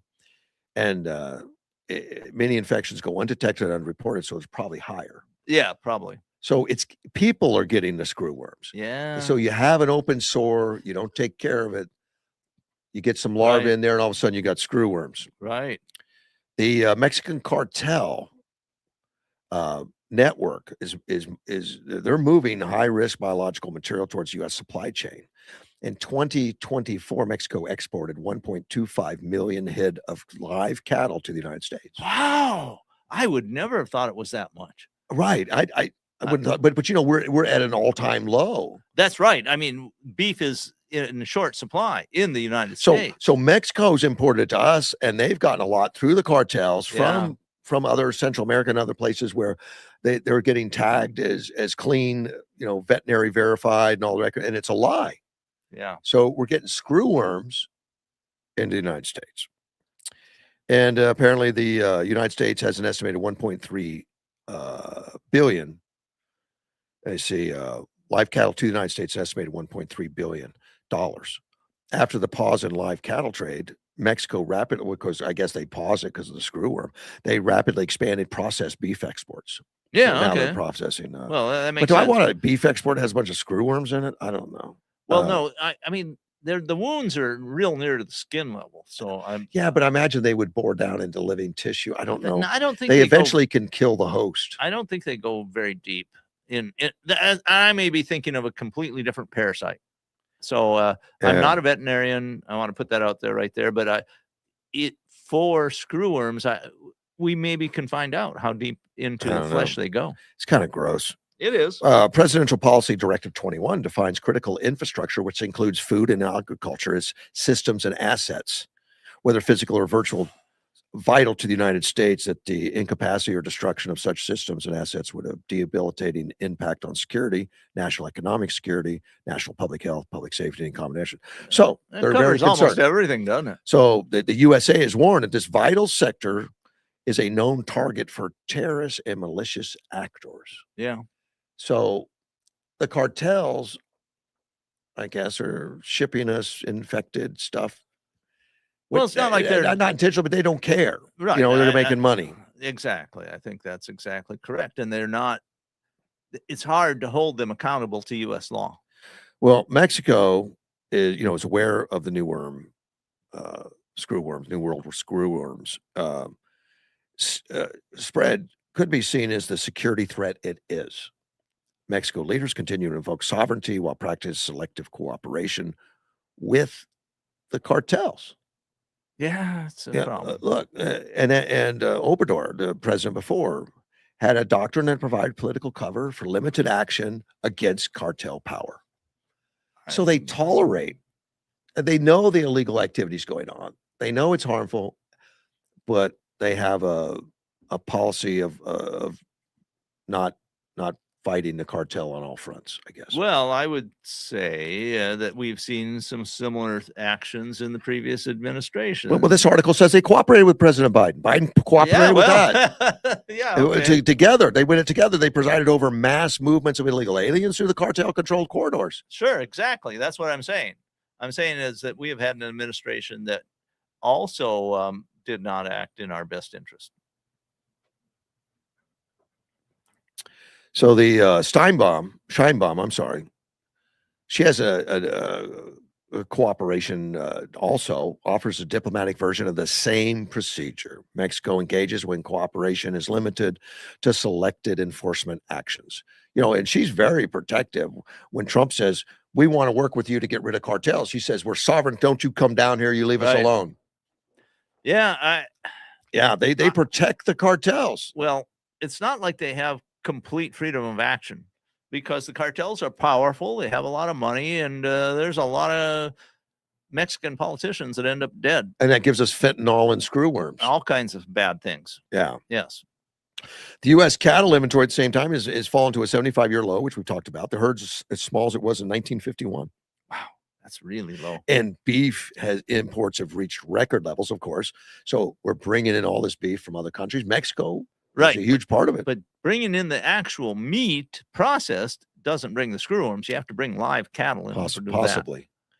that. Although I have that yuck factor if I think I'm eating a hamburger made out of screwworm meat. I don't know. Well, I'm just going to put out that all meat has some kind of parasitism. That doesn't make it better. I mean, it's a matter of degree, because it's just impossible. I mean, I recall one professor telling me that if you removed everything but roundworms, the world would have this ghostly image of all the things that existed by the roundworms. Yuck. I don't know how many there are in humans generally. Mel Shoney this morning. Mel. Oh, yeah, great. He said, good morning, Dean and Russ. Of course, that's been a while ago. He says, it's a lovely morning here in Kansas. A bit windy. See, someone's got to complain all the time. Yeah. Always going to complain. I always like to hear from Mel. He's a very smart guy. Mel's a great guy. Trump-backed McCongressman wins. That's funny. McCongressman. That's not his real name. He is deemed that because he owned a whole chain of McDonald's. Okay. And then he became a congressman. He owned 24 McDonald's restaurants. What state? Oklahoma. Oh, well. Right where the cheap gas. It's a cheap gas state. Yeah. Oklahoma is Trump country generally. Yes. Representative Kevin Hearn, Republican out of Oklahoma, cruised to a primary victory Tuesday night. And I don't think he was. Yeah, he was the Trump back. He was endorsed by President Trump. Well, there was one that lost. It was not endorsed by Trump, but that wasn't him. Well, if he's not endorsed, I'm not surprised he lost. Well, there was one that was endorsed by Trump that did lose. Okay. It was not him though. This one won. I did hear of one. Yeah, but it doesn't matter because Trump loves him too. We'll get to that. Yeah, sure. And it wasn't somebody that Trump's object to. In fact, yes. Go ahead. The guy ran on the fact that I'm just like Trump. Oh, okay. Right. But Trump didn't endorse him. But then afterwards he says, "Yeah, great guy." Well, that makes sense. That's fun though. That's smart. Good. This guy Kevin Hearn said they're saying we need to work on the SAVE Act. I mean, this is time and time again. He's frustrated. He was a congressman. He ran for Senate. I think. Yeah, Senate primary. He moved up to Senate because Senate's the one that's being stupid. Yes. Not that he's going to make a difference because both of them are kind of close. Yeah, but Senate's close on the wrong side. Which Senate seat is he running for? This in Oklahoma? Is this the one? Yeah, that's not one that voted against it. Because that would be Kentucky. Mitch McConnell. Right. Murkowski in Alaska, Collins in Maine, and Tillis. Where's Tillis from? Oh gosh, I know. Those were the four. It sounds right. Kevin says, this is something I'm not real sure why Republican senators are not supporting. I understand why Democrats don't support it. They don't support anything that protects America. I like him already. Okay. He served 5 terms in the House, so he's not new to this. He also ran for Speaker of the House when McCarthy left. Of course, he didn't make it.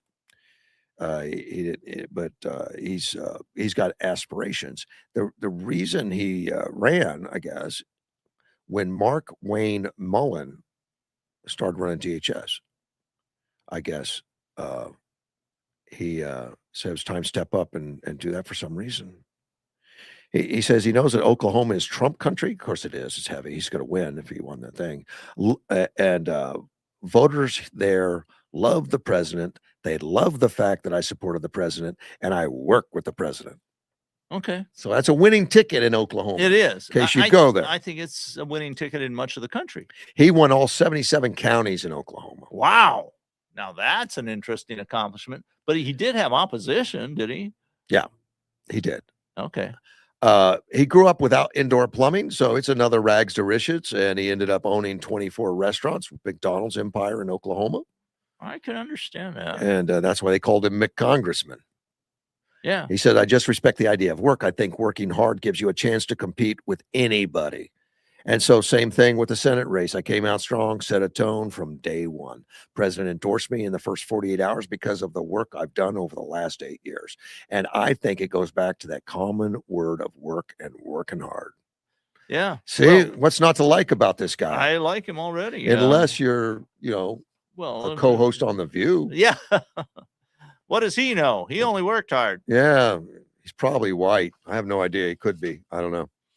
Hearn said, we've got people on third base who think they're ready to be in leadership, and I'm running right past them. And they say, who is this guy?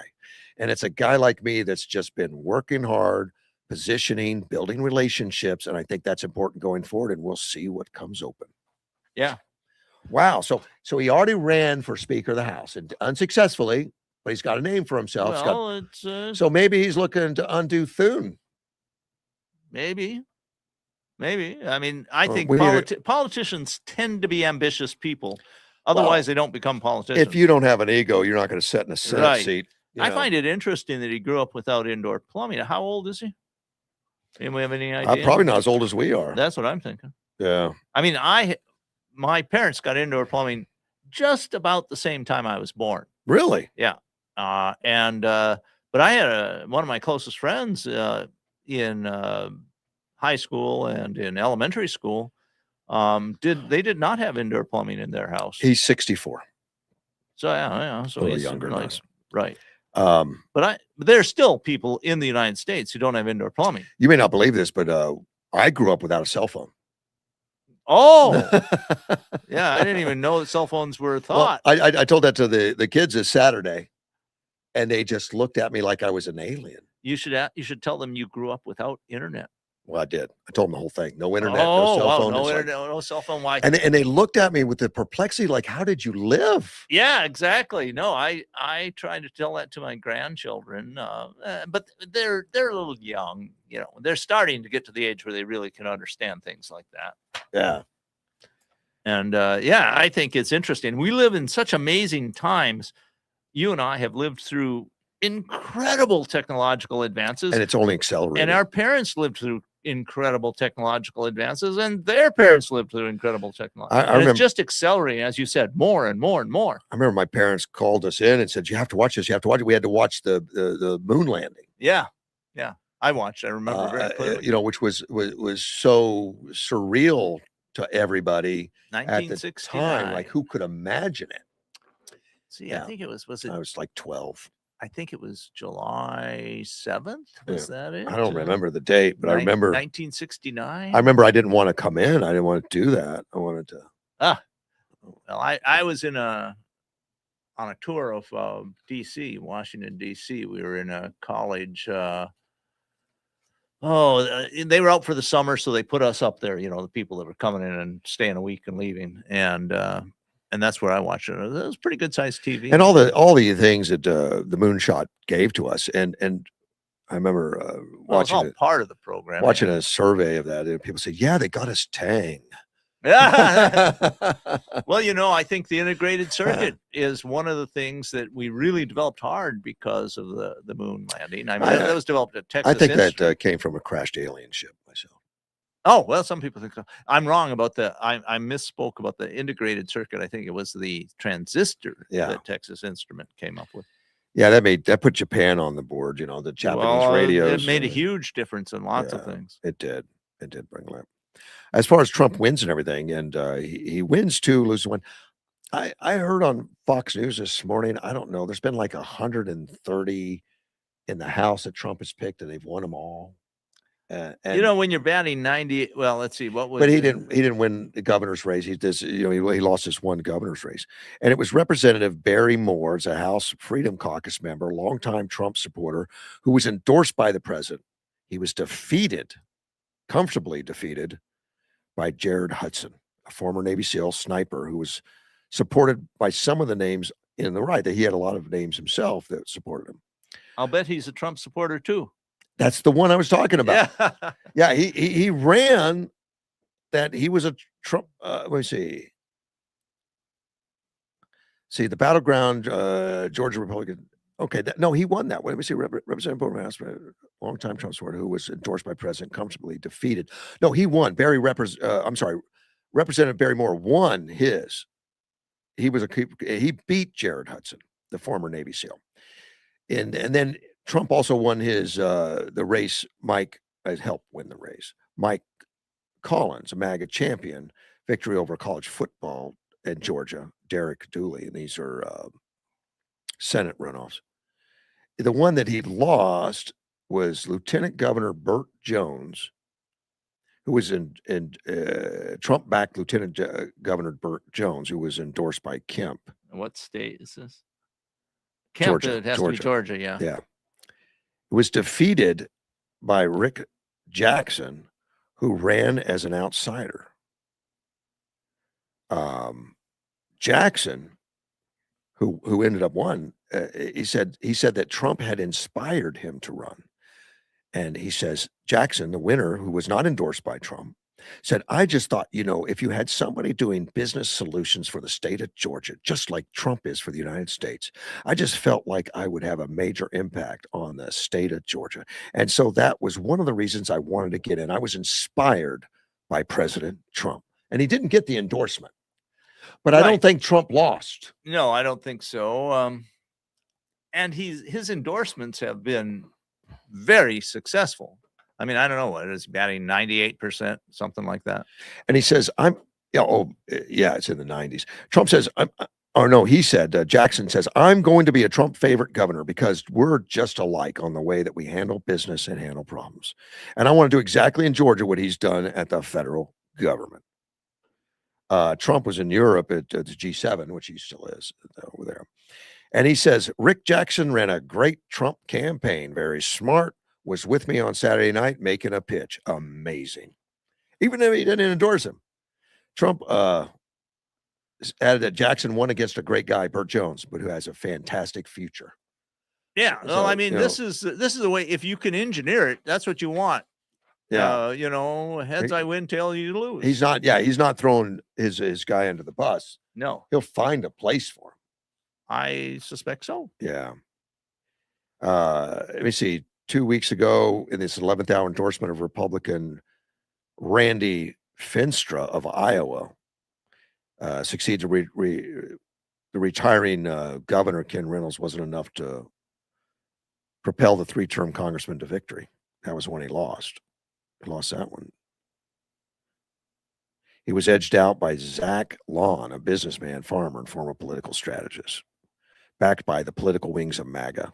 So yeah. Oh my goodness. MAGA won. But not Trump. Yeah. Well, the two are pretty co-joined. And that one happened 2 weeks ago. That was not yesterday. Okay. Trump is supporting Lindsey Graham again. I didn't know how that relationship was going. That's interesting. I remember after the J6 thing that Lindsey was very critical of Trump and trashed him. Now, I'm thinking there's Cornyn and Tillis, and then there was another one that are lost primaries. Yeah, Cornyn and Tillis, and I don't know the other one. I'm trying to think the other senator. I think there's another senator there. But Lindsey Graham. Cassidy? Yeah. Sounds right. Yeah. Lindsey Graham did win a majority of the vote in the Republican primary and avoided a runoff. Okay. And Graham endorsed by Trump. Of course, I think that's just one of those, we know you're going to win anyway, guys. I don't know. It could be. I think. Yeah, but it's still politically good for him to do it. It is. Trump is, I am really impressed. I didn't think it when Trump came down the escalator that he was so politically astute. And maybe he's just learned so much in the last, 8 years. He's a smart guy. But he has become a really good politician. Yeah. And by that, I don't necessarily mean morally correct. I mean, that he is, he understands how to operate the system. He's doing very well at that. And you need that in a politician. To be morally correct? No. I mean, you would prefer to have angels as senators and representatives, but we don't have them. We don't have angels. No, so not as necessarily. people, you want people that are smart and sharp and strong. McDonald's is serving fried apple pie again, just for the America 250th birthday. Oh, gee, that almost makes me want to go to McDonald's. Well, you have to now because they need a hook because they sucked at the service. Well, I don't know. They didn't get that. They didn't get the service awards. Yeah. So, I mean, I'm wondering how they were rated. And when they got down there in the low levels, They were the worst. They were the bad. They were at the bottom of the list. Yes, but that doesn't mean necessarily they were horrible. It might mean they rated 69 instead of 77. I don't know. I think they gave them points for having a good AI system. Maybe. Okay. They said Tuesday to bring back fried apple pies for the first time in more than 3 decades. I didn't know that. I mean, I knew they used to have fried apple pies. I didn't know they didn't have them anymore. I confess to a lot of ignorance about what's going on in the fast food systems. Well, that's good. I mean, that's why you're healthy. Well, I am quite healthy and I intend to stay healthy. So. Well, so they're bringing that back. Burger King is going to have a firecracker cookie pie, which has a sugar cookie crust, red, white, and blue star shaped sprinkles for their 4th of July. Sonic is offering a red, white, and blue slush float for $2.50. Hardee's has an ice star-spangled biscuit with red and blue sprinkles. So I don't know what to do at Precision Auto for $250. I don't know. I mean, if we had a special for, well, you could get a hold of some illegal. No, you don't. Fireworks. Yeah, we do that. 1968 was when McDonald's introduced its fried apple pie and Big Mac hamburger. Yeah, I remember. I ate some of them. The apple pie. Yeah. In 1992, McDonald's replaced the fried apple pie with a baked version. So that's what it is. They still have an apple pie. It's a baked one. Okay. I want the fried one, man. Well, the baked one should probably a little more healthy, That's why I want the fried one. 230 is the number of calories in the baked apple pie. And the fried? It's 10 less calories. Only that? That's not much. 10 calories is it's less for the fried. Whoa. Huh. How's that? More sugar, maybe? I don't know. Oh. I don't know. So they're bringing that back. See, I contend that fast food is excellent food as long as you don't eat too much of it. Yeah, I cut back on heroin for the same reason. Yeah, well, just don't have too much. Everything's okay as long as you don't have too much. Everything in moderation. There you go. I always bring up the heroin when they say that. Everything in moderation. Well, cigarettes, probably same thing. Yuck. I see, I was watching an old Spider-Man series. It's brand new on one of the stations, but it's a 1930s type thing in an alternate universe, Spider-Man Noir or something. Okay, well, whatever. They smoked so much on the set, I was getting chest pains. Just by watching. Yeah, I've been watching an old holy crap. 1950s series Western, and the hero smokes a lot. He's smoking cigars. It was before cigarettes became popular. So, I mean, historically, the time period he's in, so they couldn't have cigarettes in it, or they shouldn't. I mean, there's a lot of ahistorical stuff in it. They weren't like super careful, but he smokes little cigars. My grandfather always had a cigar. I mean, in between cigarettes. Oh, man. Of course, lung cancer in his 40s. Well, that's not at all of course. I mean, most people who smoke don't get lung cancer. No, but their the odds opportunity are higher. Comes up way up. Way back then, and that was years ago, and they cut out 2/3 of one of his lungs. They sent him home alive and said, "Get your affairs in order. You got about 6 months." We couldn't get it all. Wow. 5 years later, he went back to the same doctor and says, "It's starting to bother me again." And they said, "You're still alive, Thad?" Yeah. They didn't. like, I don't know how you survive. And they did x-rays. They said, well, now all the cancer you had is gone, but you got cancer now in the other lung.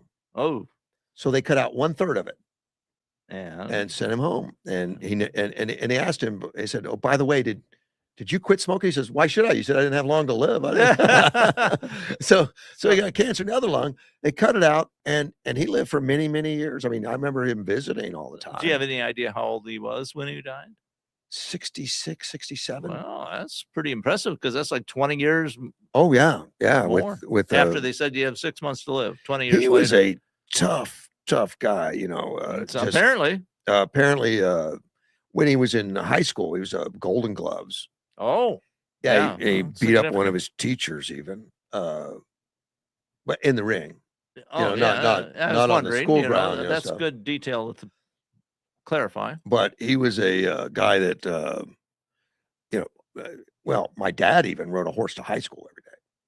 You know, That's pretty in impressive. farm country out in Illinois, and he bought a bar downtown in Mount Sterling, which is a small town, no red lights. You know, bought a bar downtown, and it didn't do well because he drank the profits. But he was noted for, one day he just rode the horse through the bar and stuff like that. Oh, Just a tough guy no one wanted to mess with. But I always knew him as a sweet old grandpa that worked at the post office. He took care of the post office custodian and he had to shovel the coal in the morning to get the furnaces up. so I'm curious, was he a federal employee? Yes. Oh, interesting. Yeah. Federal employee. And grandma worked across the street at the bank. Well, dual income family, they should have Yeah. been well off. They're doing well, man. Small little town. It's Yeah, kind of a, and we lived there for about a year when my dad went to Greenland. So we lived very close to grandma and grandpa. So was he at that Air Force base way at the top? Yeah, of Thule. Greenland? Thule. Yeah, they changed the name. Yeah, but, I know. Yeah, but yeah, Thule or Thule. Yeah, that's famous base. I still remember him coming home. I remember him getting out of a car. I hadn't seen him in a year, and he had his uniform on.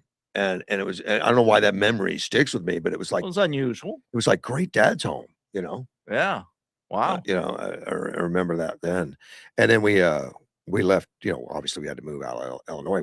We were there for that 1 year that dad was Still, overseas. you have a whole year living with your grandparents. That's pretty impressive. Well, very close to them. Yeah, it was fun. Yeah, it was fun. We had Yeah. a whole year of living close to the grandparents there in Mount Sterling.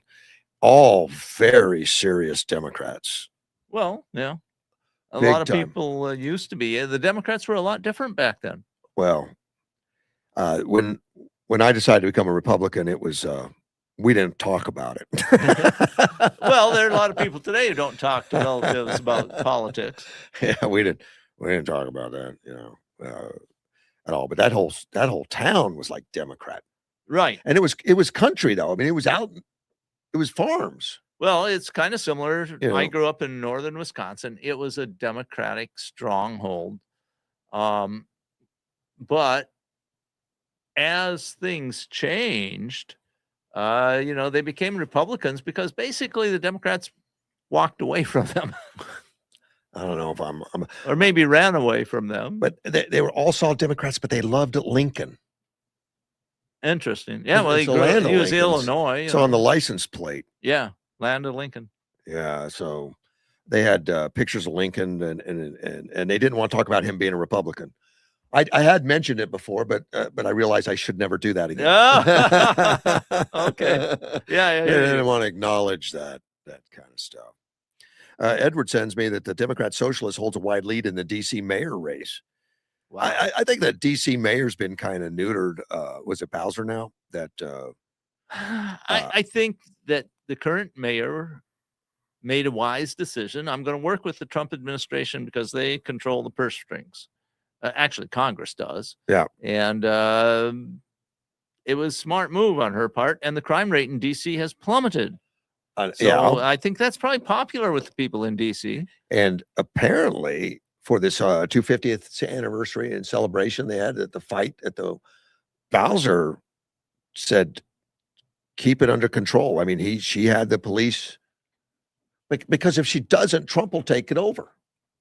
Well, yeah, and I don't know if he can just Apparently, they can do throw it them by out. declaration, but the local government in DC is strictly there at the sufferance of the Congress. They have full control over DC. If they can Yeah. just say we're no more local government in DC, you guys aren't acting right. That could happen anytime they want it to happen. Let me see. City Council member Janice Lewis George, Democratic Socialist, holds a sizable lead in the high stakes Washington, D.C. Democratic primary, replacing retired Mayor Bowser. So it's an open seat. It's going to be an open seat. And a socialist is taking the lead, like a Mandani. I'm not too surprised. But I don't think there's too much. I mean, they can't hurt D.C. as much as Mandani's hurt. No, New because York. D.C. is already in pretty rough shape.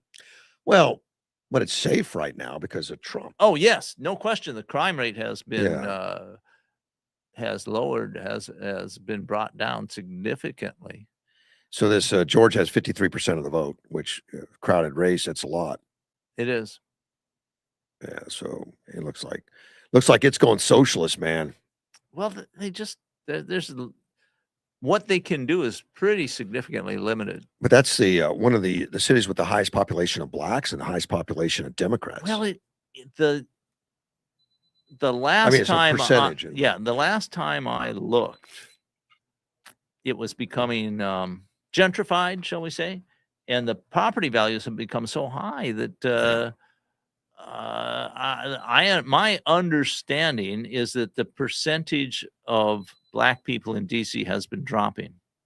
Now, I could be wrong, but that's what the last time I read something about it, that's what I recall. I wouldn't be surprised. No, because it's super wealthy, that area, because it's so close to this federal government. There's just high income levels. So it wouldn't actually, they don't even make the top 5 right now. Jackson, Mississippi, the highest percentage of blacks at 81.84. That's huge. What do they represent in the country? Like 12 to 14% or something? It's about 13, 14%. East Orange, New Jersey at 79%. Lauderhill, Florida at 79. What's DC come in at now? I don't even see it. I just did a list thinking it'd be on the top of the list. Birmingham, Alabama is in 6th at 71, and that's all I had on this list. Let me see. I got a bigger list here. That's my understanding. It's wait a minute. Percentage has been dropping. Washington, Arlington.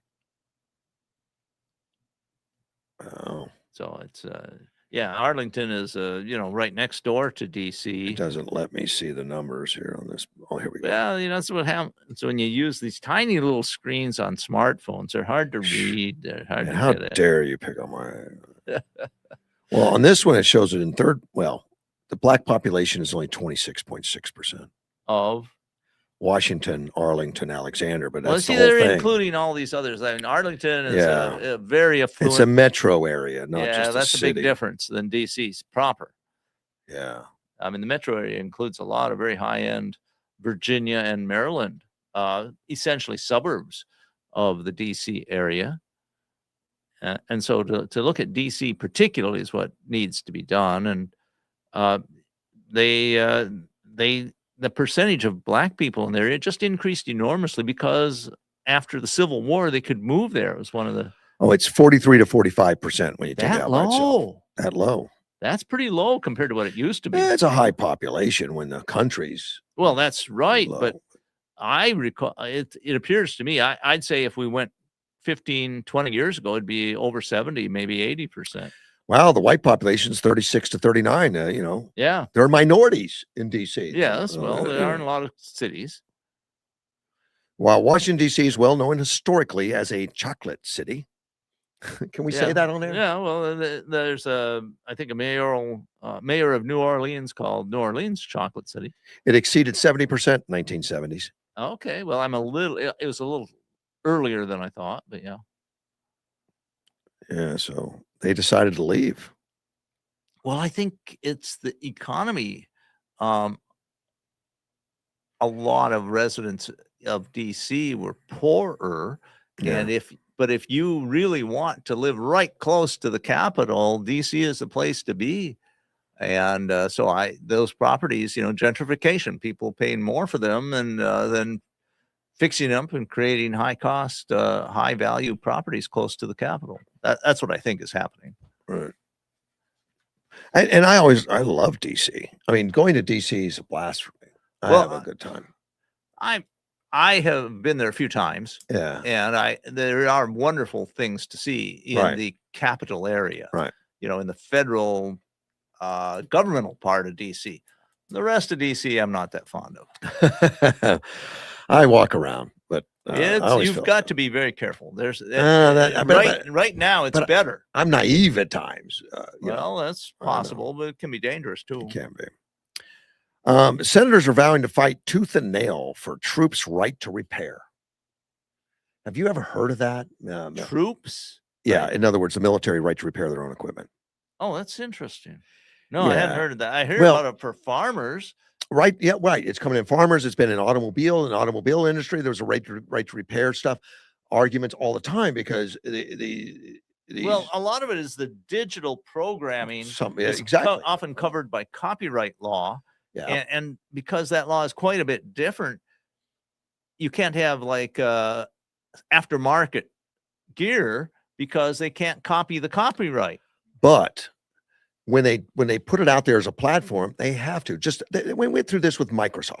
Microsoft is copyrighted, all this stuff. Yeah. But they have to give the workings of their equipment so that vendors can make other things to work within the structure. They have to by law. They can't keep it a secret. Well, and this is a trend, I think, because it's how used to be you bought some equipment, and if it needed fixing, you could have several different approaches to fix it. You didn't necessarily have to go back to the manufacturer. Well, and if the government didn't give make them do that, they would literally have a monopoly on everything to do with the Microsoft computers. If you bought a Microsoft, you could only buy Microsoft apps. Or if you had a Samsung phone, you could only buy Samsung apps, and all that stuff. So they have to release to the platforms. And that argument went on a long time within the automobile industry. Sure. And then the vendors like Chevy and all those guys would drag their feet and not release it so that aftermarket equipment that makes diagnostic equipment and stuff, they can't make the equipment if they don't understand the programming that they're using to make the equipment. And essentially it's an overlap from copyright law to like patent law, so there's supposed to be a limited term, and there is for patents, that you get competition afterwards. But copyright, the copyrights are so long, like a century. But like nobody's asking that we want to make more of your equipment. We just want to know how to fix it. Yeah, exactly. That's you got to give us the details on how to fix it. And I think so that we can figure it out. Right, so that you don't have a monopoly on the equipment repair. Otherwise, you think getting a car fixed at a dealer's eye, tried if they were a monopoly. Yeah, exactly. But anyway, the Air Force is going through the same thing with helicopters and stuff. And some of the stuff is under contract that they have to fix it. So that means if something's damaged in the field. Somebody messed up in the procurement because I would say, for military equipment, you don't want to have a factory rep come out to the middle of quite often they won't. Battlefield. They won't come. You got to send the equipment to them. Yeah, well, that's a real problem for logistics. Well, they want to put a provision in there that the provisions would force companies to share parts and technical data, allow the military to contract with third-party companies to perform repairs during wartime and contingency operations, limit companies' ability to claim restrictions on information. And we all went through that. We went that through Microsoft. We went that through Chevy, Toyota, and all the others. Yeah, exactly. Where they say, no, we're going to be the only guys. We're going to be the only guys because that's how they support the dealerships. Well, right. But the digital revolution has made this much more of a problem than it used to be. Oh, gosh, yes. It's more technical. Yeah. Well, and there's more of it. Almost all of your complex machinery now uses digital controllers some way or another. It's common sense that our military should have the right to repair its own equipment. That's why right to repair is supported by Trump White House, the Secretary of War, Secretary of the Army, entrepreneurs, small business, veterans, and service members. Which only makes sense. I mean, you know, if you ever watch any World War II movies, you know, it shows them, you know, airplanes landing barely, and then the mechanics jump right in and start repairing. Those are military guys. Well, and it's extremely important. They don't have Boeing out there doing it. Right. And it's in World War II, it was incredibly important. Our ability to repair and return ships to battle, and then also tanks, what became a big part of our effort in Europe. But so you in the military, you certainly don't want to have to require a factory rep to come out, because they won't. Like you said, you have to send the equipment back, and then you don't have it. Yeah.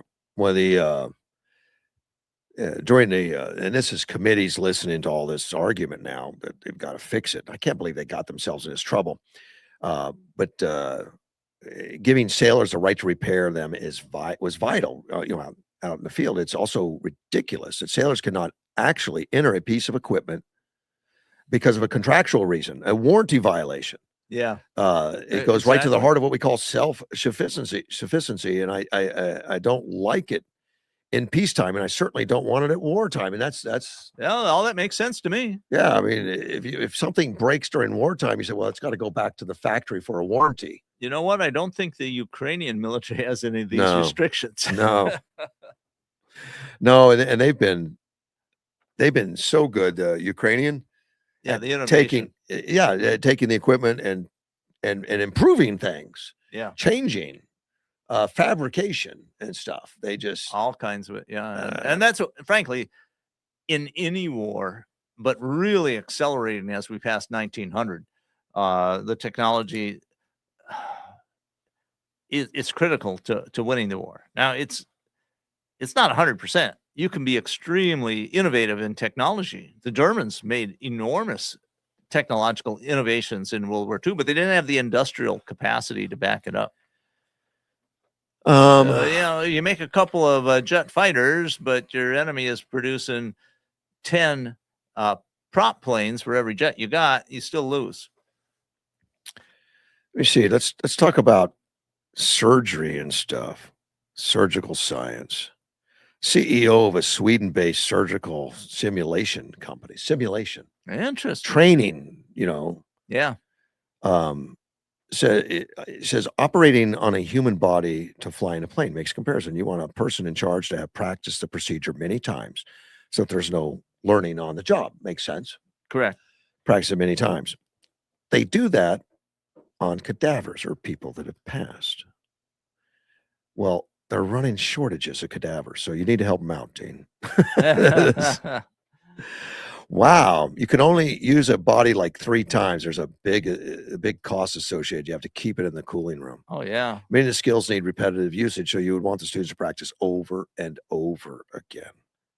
Well, and we're having, you know, mechanical surgical tools that use computer programs that are sort of semi-robotic. So it makes sense that you could do this with software.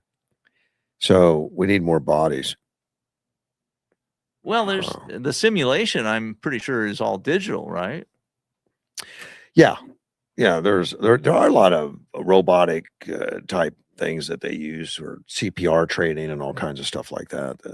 But on surgery, I don't know how you do that. Oh, well, I have heard that there's a lot of remote surgery going on by a surgeon, you know, many miles away. Yeah, but I'm sure that's somebody that's so trained, and I don't think you train that but way. all of that is recorded. Yeah. And you could, it doesn't seem like it would be so hard to me for people to use that digital information that's already transmitted over some type of data line or maybe the internet as a training source for a surgeon to go in and says, "Oh, I'm going to do this," and then you see how much they vary from a very experienced surgeon. And that's where this article's going. It's the simulation. They make technology that simulates providing medical care with one's hands and use a robot to perform secure surgery. So it's a Roboti X Express through which medical professionals can learn how to operate on a human via a robot. Well, is this robot? I don't know how they do that. It's like a physical. I don't. Do they have veins and arteries and soft tissue? I don't know. And bones and all. User leans their head to see the simulation on the lens and then puts her hands in controllers similar to those used to perform robotic surgery. Yeah, okay, that's very similar to what I was saying. Simulation and the user's progress can be seen on a large screen connected to the workstation. And it has multiple training levels from simple coordinated exercises, simple robot arms to lifelike interactive inferences that look and react how the human body would. And the equipment is no joke. The reporters, this report wasn't able to make it past the second training module in which the user taps various buttons on robot arms. Yeah, yeah. Okay. So they let you practice. I'd go practice on that. I'd like to do that. That'd be interesting, right? I I mean, could say, it's not look, that much. In reality, it's the same concept as simulations for aviation training. So when we don't need the cold room anymore for the cadavers. Well, exactly. I mean, there are limitations to, I guess I don't. to you know, use. I'd have to ask to a doc and see what they think. And also, you know, a person who is dead, there's no circulation, there's no nervous twitches, there's, you know, there's. It's just a dead body does not react the same way as a live body. I would hope not. Yeah, exactly. There's a big difference. Yeah, it's amazing they operate on a heart while it's still beating. Yeah, well, I think they often stop. Oh, they can, depending on what it is. Right. Yeah, they can. They did my procedures while it was beating. Right. I didn't want to get it stopped. Of course, well, it's still dangerous, you know. Oh, yeah, they maybe signed waivers and told me. Yeah. You know, well, the worst thing that could happen. I would think the worst thing is you don't wake up. Yeah, you're not going home. You'll never know. You'll never know. That was the worst thing. But that's interesting. You know, it is going to start training that way. Makes sense. And they're portable. You can take them take them to the classroom. Making them smaller, more portable, more affordable. Right. We could probably have them at AWC before long. Well, Elon Musk has said in a few years, almost everybody on Earth will have access to better medical care than what we have now. And this is probably part of it. And eventually, you know, it's going to be, we're no longer using the equipment to train you where it seems works. to be working itself. It doesn't need you. Well, I think that will happen. It's merely an extension of the autonomous vehicle type situation. Maybe more complex, maybe more critical at a particular time, but it's the same kind of idea. Yeah. So no big deal running out of cadavers now. Right. You know, and I'm sure they also practice. I mean, like I had a friend who would practice field emergency surgery on goats. Oh, really? Yeah, they'd shoot goats. and just shoot them, then take the bullet out. And then it was, you know, try to fix the damage, see how you could, you know, stop the bleeding. Do goats volunteer for that service? No, but they were goats that had to be removed. Okay. You know, they were, I don't remember the exact details, but I believe they were on. Well, I'm sure you didn't work with PETA on that, you know. No. And it made perfect sense to me that that was a good way to train. And I in particular, I don't think that, as I recall, let me put it that way, my friend, most of his emergency treatment stuff was not on humans. It was on working dogs. So they get hit by a fragmentation IED or something. So if he works on you, growl a little bit to make him feel comfortable. Well, you know, if you have somebody who's done a lot of work on live animals, it's probably a lot better than somebody who hasn't worked on anything. I would imagine. House Democrats are lashing out at the GOP. Now that doesn't surprise me. That seems to be like what their job title is now, isn't it? Yeah, it seems political job title. Hate Trump. Here's why they're lashing out. Representative Terry Selwell, Democrat out of Alabama, is complaining that the Republicans are investigating Democratic fundraising apparatuses on ongoing fraud probe, money coming from overseas. I think they should be doing that. Oh, no. Terry says over and over again, Donald Trump's Department of Justice harassed black women with bogus lawsuits. Well, it kind of depends if they're bogus or not, doesn't it? So maybe we can they're probing money. There's no race associated with it, I don't think. But they're probing Act Blue. Well, from what I've read, they should be. Yeah, Act Blue. You know, and you look at those funds like Act Blue, which is a very Democrat fund, to compare to the Republican funds. The small donations from anonymous donors, Exactly. hugely big under Act Blue percentage-wise versus Right. Republicans. A big difference. And of course, Act Blue's proud of it, says, well, that just means we've got a lot of small people supporting us. The fraud probe is going on because they're saying, no, it's large donors breaking it up so they don't know where it comes from. Right. And there's at least accusations that a lot of it is from foreign donors, particularly people connected with the Communist Chinese Party. And of course, they've Chinese Communist Party, I guess. Of course, they've complaining about the harassment, you can't do it, and all that stuff. But there's laws in place that says you're not allowed to do this. Right. They just don't want it enforced. Exactly. That's all. It kind of reminds me of Minneapolis. Yeah. We get all these complaints, get all these whistleblowers. Well, just shut up because we don't want that investigated. They don't want this investigated. They're afraid of the outcomes, my friend. They're afraid. We got to go. We're out of time, Dean. Again. Yeah, it goes fast. Another Wednesday with a great start. Now I can go to work knowing that we've done some. Thanks so much for coming in. We're going to sign off for Mortgage One. Russ Clark and Dean. We'll see you next Wednesday, but you'll see me tomorrow.